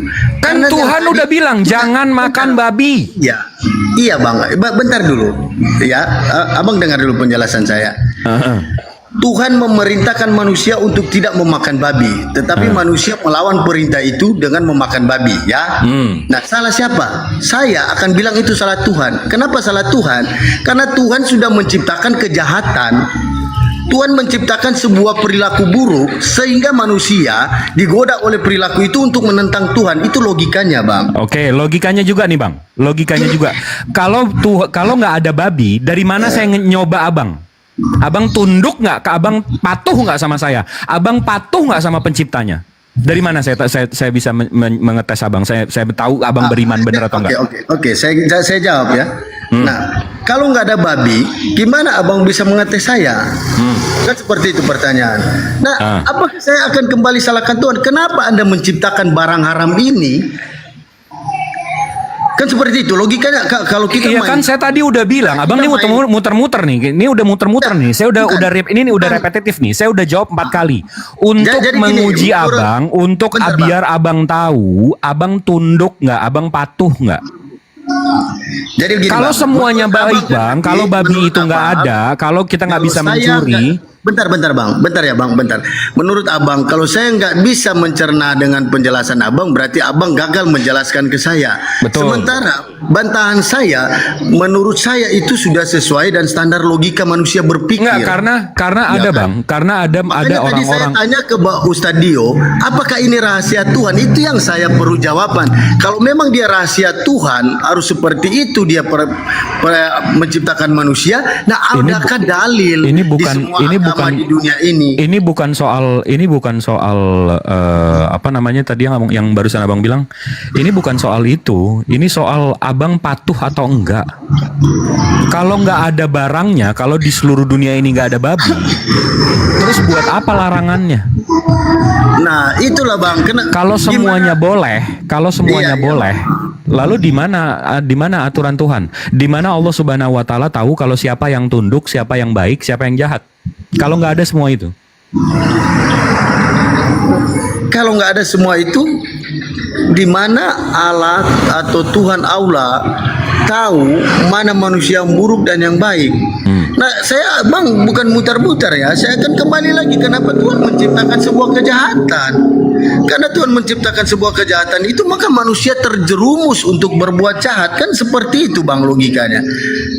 Jadi begini Bang, mohon maaf kalau saya mutar-mutar, saya bukan mutar-mutar. Iya, enggak, karena ada orang-orang yang memang sebenarnya udah paham tapi menolak paham Bang. Bukan, bukan karena satu fakta Bang. Satu fakta bisa buat 100 orang pinter diem. Tapi 100 fakta itu nggak bisa bikin satu orang tolol diem Bang. Abang paham nggak? Saya ulang ya. Satu fakta bisa bikin 100 orang pinter diam. Tapi 100 fakta itu nggak bisa bikin satu orang tolol diam. Paham nggak Bang? Oke Bang, saya tanggapi ya. Iya. Bisa nggak? Bisa, silakan. Saya ngerti banget apa yang Abang kasih keluar statement seperti itu. Tetapi ginilah Bang, kita kan rasional berpikir. Jawaban saya sesuai standar logika berpikir manusia dan itu faktanya.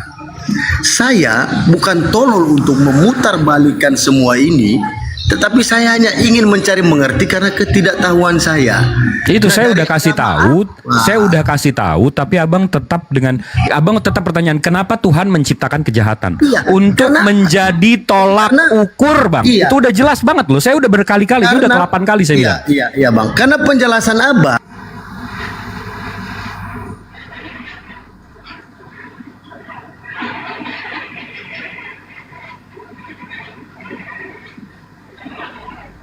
ini ke-mute tapi gimana? Kalau saya Bang Jibril sadar nggak sih? Bang Jibril sadar nggak sih kalau Bang Jibril ngomong sama tong sampah?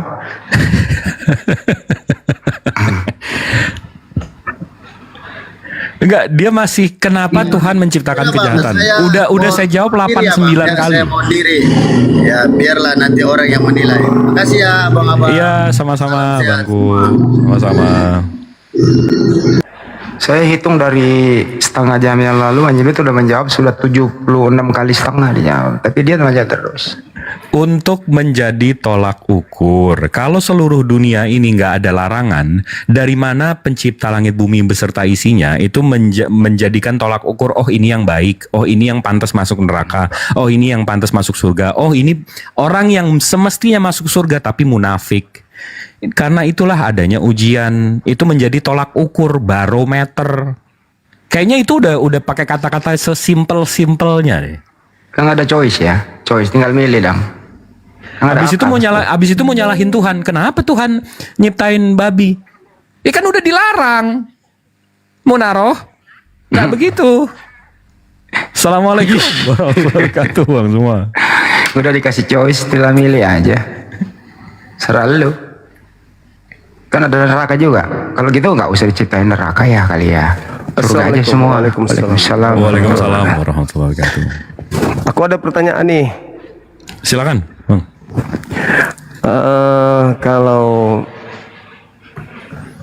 Kalau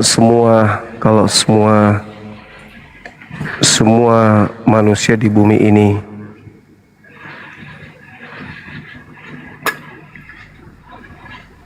menjadi tentara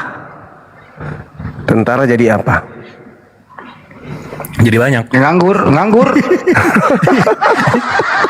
Jadi banyak. Nggak ada kerjaan juga tuh, nggak ada kejahatan. Semut jadi gajah, gajah jadi manusia. Manusia jadi apa? Banyak. Jadi banyak. Jadi heran. Jadi heran. Bagus pertanyaannya tadi itu. Kenapa Tuhan menciptakan kejahatan? Karena Tuhan sudah menyediakan tempat lebih dulu, yaitu surga dan neraka.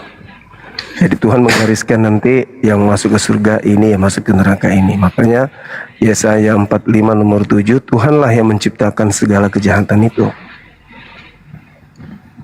untuk menjadi tolak ukur kebenaran. Tidak ada kebenaran tanpa kejahatan, tidak ada kejahatan tanpa kebenaran. Dan kalau dia nggak menciptakan kejahatan, Bang, gugur Maha Penciptanya karena ada pencipta lain. Yes, betul. Nah, sementara Allah Subhanahu wa taala, Tuhannya nabi-nabi sebelum ini adalah pencipta segala sesuatunya. Udah jelas banget itu. Oke, izin undur diri, Bang, biar bisa sambung. Betul, Bang Handi baru naik. Jadi judul tadi itu adalah orang gila menggugat sang pencipta. Orang gila menggugat sang pencipta. Itu Bang Jibril. Yang lucu tadi yang sempat saya dengar, saya lagi sholat hampir tertawa. Gara-gara apa? Ketika ada mobil, drivernya 2. Saya bayangkan kalau drivernya muka belakang. Pas lagi nginjak gas semua, waduh, berabe jadinya. Iya, makanya saya bilang kita nggak bisa, karena ada satu mobil dari sejuta mobil seperti itu untuk belajar, kita nggak bisa bikin peraturan berdasarkan pengecualian. Akhirnya dia baru terima, oh ya kita nggak bisa begitu. Bayangkanlah kalau 2 driver saling membelakangi, kan masing-masing mau ke depan, yang di depan. Itulah kalau 3 Tuhan bahaya, 2 driver aja bahaya, apalagi 3 driver.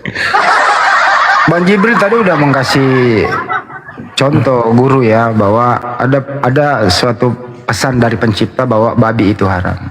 Terus ibu guru memberikan pertanyaan, anak-anak, manakah binatang yang dibawa ini adalah haram? Babi, kuda, dan seterusnya. Tentu kan kalau orang berpikir ya pilih kan gitu. Dia tadi nggak bisa, analoginya salah itu Bang Jibril, nggak boleh choice kayak gitu. Gitu Bang Jibril. Enggak, dan ya kalau nggak mau nurut, kalau nggak mau, udah dibilang nih babi ini haram, udah dibilang, tapi alasannya kenapa diciptain kalau haram? Ya biar diharamkan. Cuma orang bandel yang tetap makan babi. Udah jelas, abis itu minta surga. Kan lucu, udah dikasih tahu larangannya, tetap dikerjain, abis itu tetap masuk surga. Capek. Itu di perempatan lampu merah nggak usah pakai lampu lalin kali ya, biar kerorin aja sekalian ya, nggak usah ada aturan. Itu dia. Iya betul. Nabrak dong kiri kanan berarti.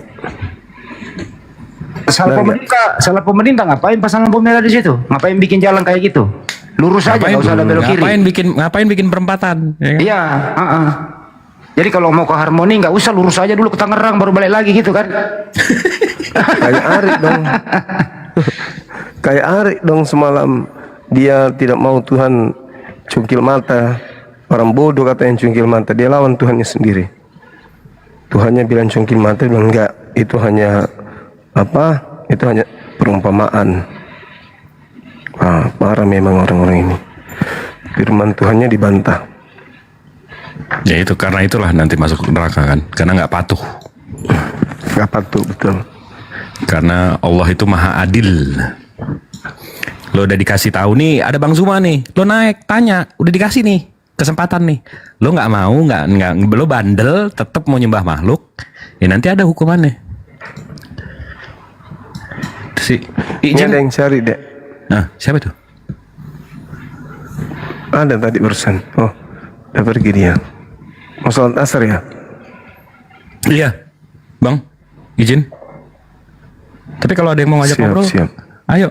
Jadi saya umumkan ya, bagi orang yang kira-kira ada sedikit ilmu tentang atau hobi main golf, bulan 6 yang akan datang insya Allah kami dari Apologet Islam Indonesia mengadakan turnamen golf internasional. Panitianya Bang Jibril ya. Iya. Oke, daftar, ikut daftar. Daftar Bang Jibril, daftar. Di mana mainnya? Di Johor, Di lapangan apa ya? Di Galang Patah, lapangan Forest Golf Johor, Malaysia. Forest City. Jauhnya ya Allah. Kirain enggak kok cuma sejam dari Jakarta kan? Ya. Ini ada tamu itu. Mom Gemini, selamat siang.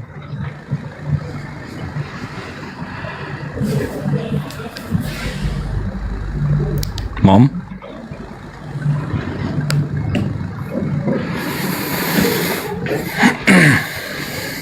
Mom, selamat siang. Ya udah aku dibawa aja lah.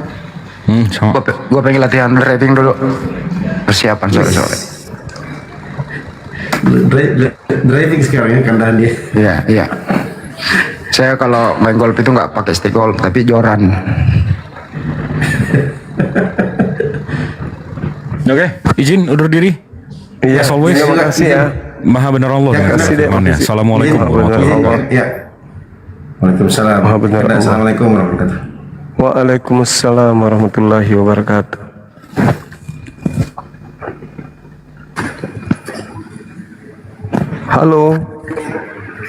Halo, semangat sore menjelang maghrib. Halo. Katolik Protestan.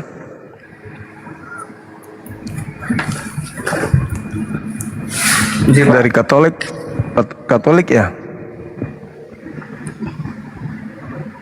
Halo. Ya, dari agama mana ini? Maaf Bang Juma. Siap. Tadi kan saya nggak dengar pertanyaan orang Kristen ya tentang kenapa Allah bisa membuat kejahatan. Jadi intinya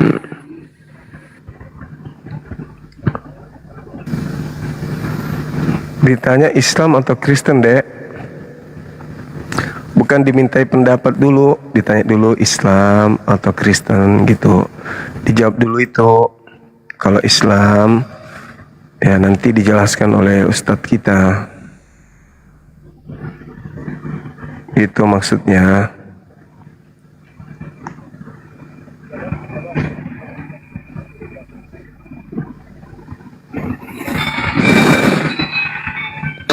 Halo, semangat sore.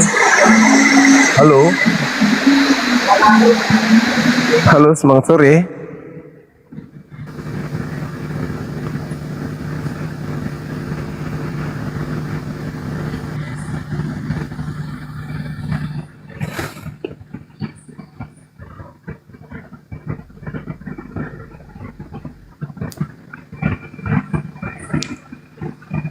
Halo? Oh, belum duduk.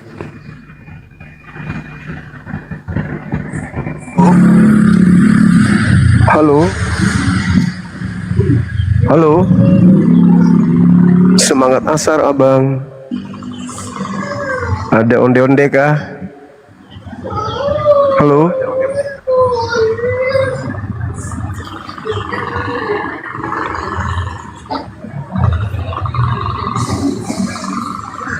Love orange-nya silakan, absennya biar tren kita naik lagi teman-teman sekalian. Masya Allah. Silakan saudara-saudara non-muslim ajukan permintaan. Kita bahas tema kita ini terkait dengan Yesus bangkit buat apa? Bangkit dari kubur itu tujuannya apa? Fungsinya apa gitu?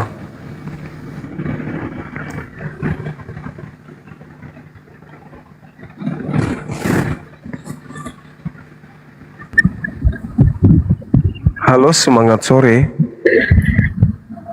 Halo. Selamat sore.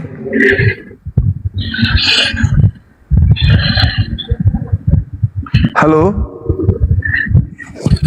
Waalaikumsalam, teman-teman di bawah, makasih udah bersalam. Halo. Semangat sore.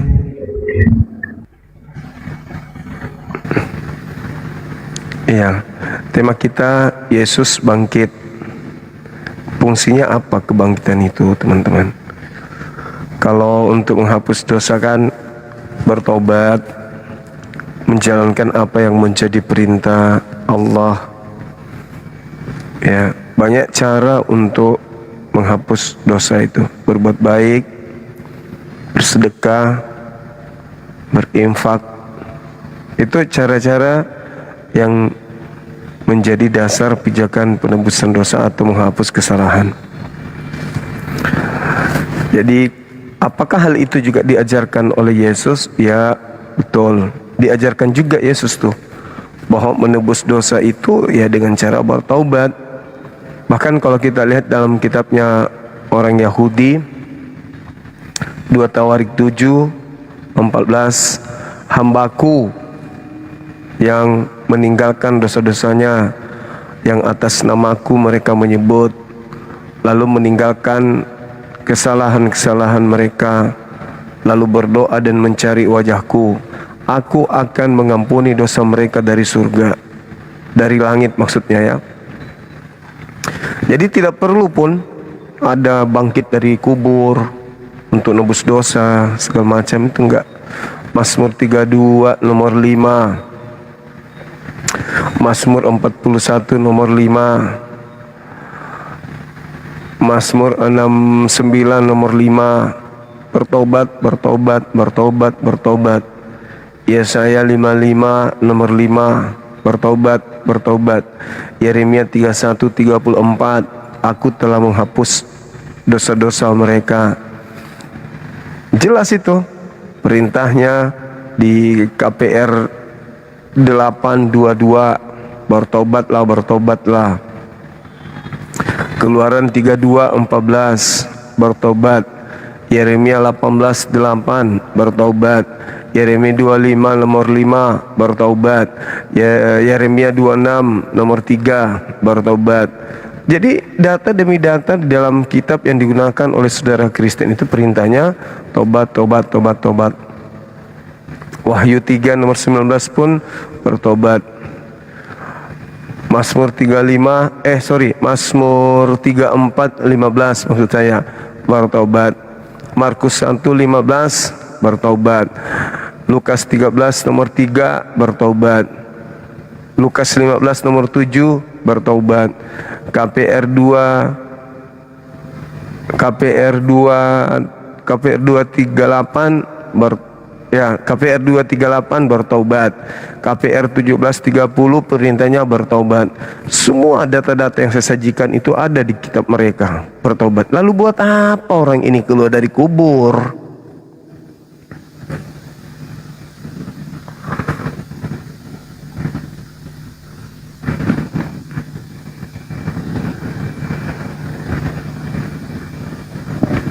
Buat apa? Keluar dari kubur itu fungsinya apa?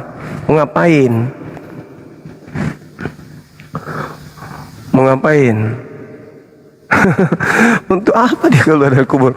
Toh solusinya ketika mereka berdosa hari ini, apa solusinya? Ya bertobat lagi. Ya sama aja pun. Wahyu 2 nomor 5 ajarannya bertobat. 2 Petrus 3 nomor 9 ajarannya bertobat. Apa lagi ya? Wahyu 3 nomor 3 juga bertobat. Jadi buat apa keluar dari kubur itu, untuk apa? Itu yang pertama.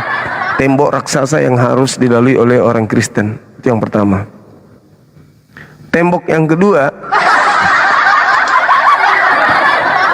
ada perkataan Lukas, yang kata Lukas yang mengatakan itu Yesus. Dosa juga nih kalau benar-benar itu ucapan Yesus, itu Yesus berdosa lagi tuh. Di dalam Lukas 24:36 terkait ada tertulis di dalam Taurat bahwa Mesias akan bangkit di antara orang mati pada hari ketiga. Setelah diselidiki, dicari di Tauratnya mereka sendiri yang mereka ambil dari agama Yahudi, itu nggak ada tertulis di Taurat Mesias mati bangkit pada hari ketiga. Itu nggak ada. Ada tertulis tentang aku di dalam kitab Taurat, Mesias mati bangkit pada hari ketiga. Begitu dicek di Taurat, nggak ada kawan-kawan, nggak ada tertulis di Taurat itu. Atau jangan di Taurat deh, di seluruh kitabnya Yahudi, ada nggak kemudian tertulis tentang keluar dari kubur? Nggak ada. Saya belajar udah puluhan tahun baca Bible, tidak ada tertulis bahwa ada Mesias keluar dari kubur. Itu nggak ada. Yang keluar dari kubur itu hanya di kitab Kristen. Di kitab Yahudi nggak ada, kawan-kawan. Di kitab Kristen aja yang tertulis bahwa ada yang keluar dari kubur menyelamatkan. Di kitabnya Yahudi nggak ada. Nah, jadi saya minta juga nih kepada teman-teman apologet Islam, kalau menyebut PL itu bilang aja kitab Yahudi. Kalau menyebut PB, kitab Kristen, supaya jelas. Misalnya di Keluaran, sebagaimana disebutkan dalam kitab Yahudi Keluaran, nah gitu. Kitab Yahudi Kejadian, kitab Yahudi Imamat, kitab Yahudi Bilangan. Sebut kitab Yahudi supaya bisa anak-anak kita itu membedakan, oh ini kitab Yahudi, oh ini kitab Kristen. Jadi kalau kitab Kristen KPR, kitab Kristen Roma, kitab Kristen Lukas, kitab Kristen Markus, supaya anak-anak kita itu sudah terbiasa. Oh ternyata kitab Yahudi ini, oh ini kitabnya Kristen ini. Nanti kalau ditanya kenapa bisa ada kitabnya Yahudi di sana, ya tanya Kristen.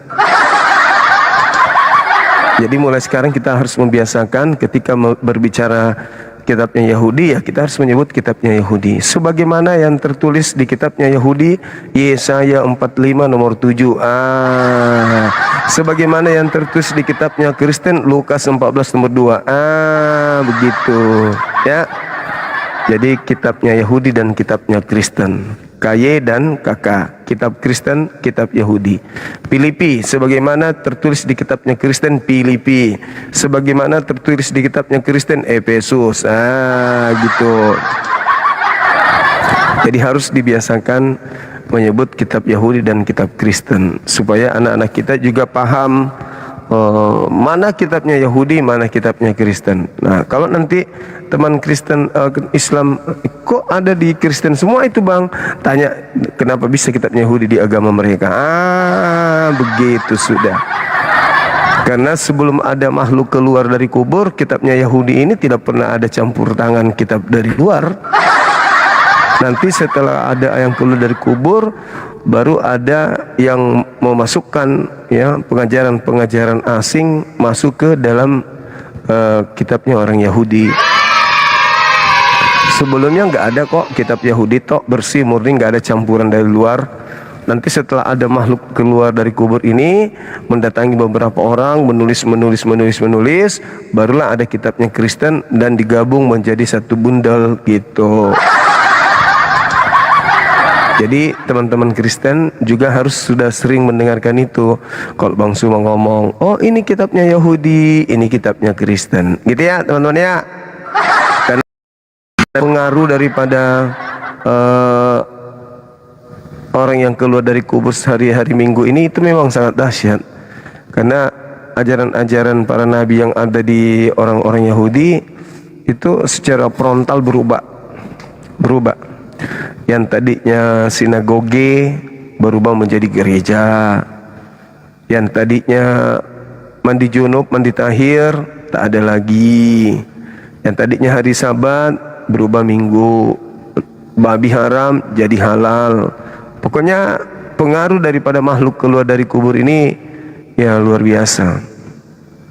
Luar biasa teman-teman. Karena itulah mungkin teman-teman kita onten ini agak-agak sulit, agak-agak berat untuk naik ke atas. Karena mereka pun bingung, ya juga ya, untuk apa ya? Bukankah dia kalau mau menyelamatkan tinggal mengatakan aku selamatkan. Ya udah, aku selamatkan. Ya sudah, ngapain harus keluar dari kubur? Kan begitu.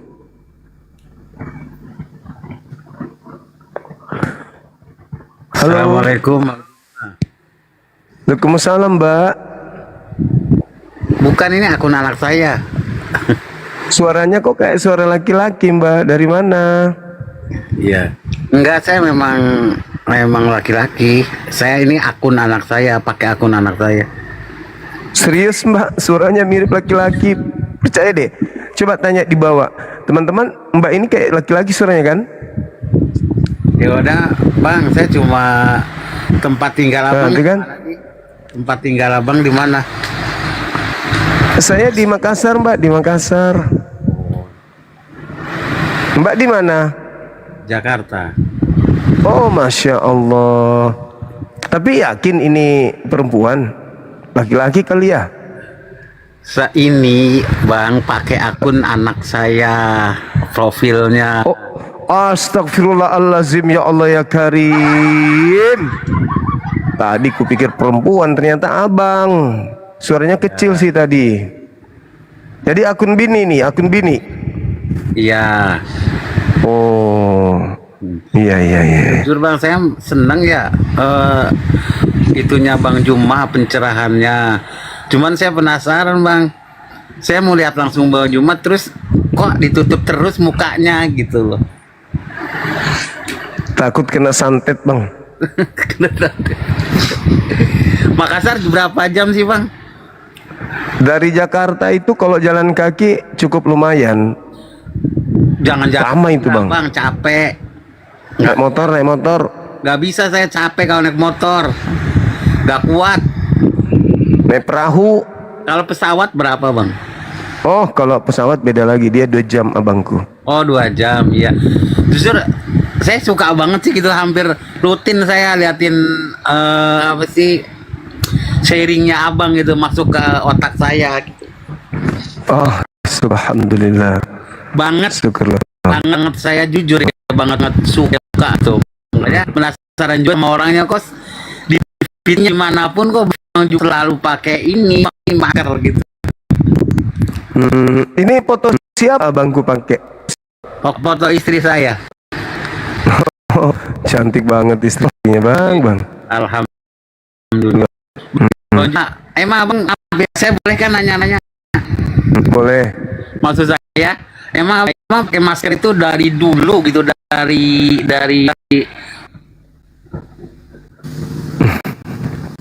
dari dulu Bang. Dari dulu dan dari tadi enggak Bang, dari sejak Covid Bang.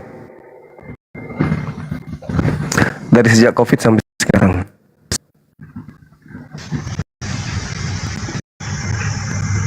Halo, selamat maghrib.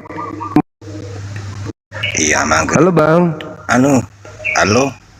Bang Juma ya. Halo. Konsekuen Bang. Halo enggak? Halo. Bang konsekuen. Kalau nggak ada on cam, turunkan. Udah, jangan banyak cakap, ganti yang lain aja. Terima kasih. Baik, Abang, baik. Siap laksanakan, Komandan. Oke, teman-teman, silakan yang masih ingin berdiskusi dengan saya terkait dengan tema ini. Apa fungsi orang tersebut keluar dari kubur gitu? Mau ngapain dia? Apakah dia ingin pamer kekuatan atau apa gitu? Halo Saudara Joshua, silakan buka kamera. Iya, aku buka kamera. Yang penting kita ngomong gantian. Oke? Sepakat? Boleh. Sepakat. Oke, nanti kamu ngomong duluan atau saya duluan ya gitu. Abang aja duluan. Oke. Saya buka kamera terus yang ngomong. Oke, baik. Iya. Baik.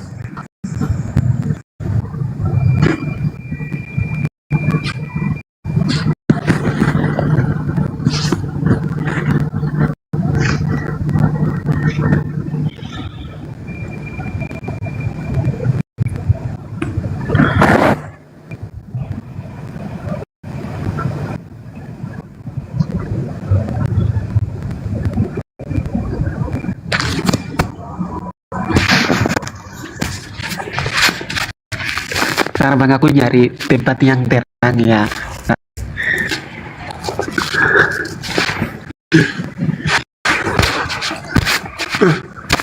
Kenapa di sana nggak ada lampu?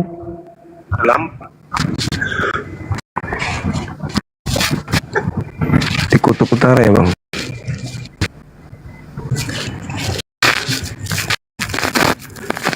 Ya, ntar bang. Di kuburan apa? Ini bang, temanya Yesus bangkit buat siapa ya? Buat apa? Bentar bang. Buat apa Yesus bangkit? Oke, baik ya. Ya, sebelum saya menjawab itu ya, saya tantang seluruh umat Islam di bumi ini bawah kolong langit itu bisa sanggup menentukan satu kuasa ada yang didasari. Halo, mukanya mana?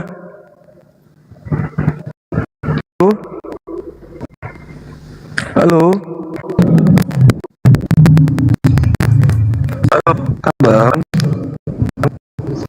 Abang? Mukanya mana bang? Bang, aku lagi ini dulu. Ini. Mukanya kok hilang abang ini? Halo Mbak Henok. Halo, lelaki nih Bang Juma. Oh siap. Silakan bukakan. Iya. Jumpa lagi kita. Jumpa lagi.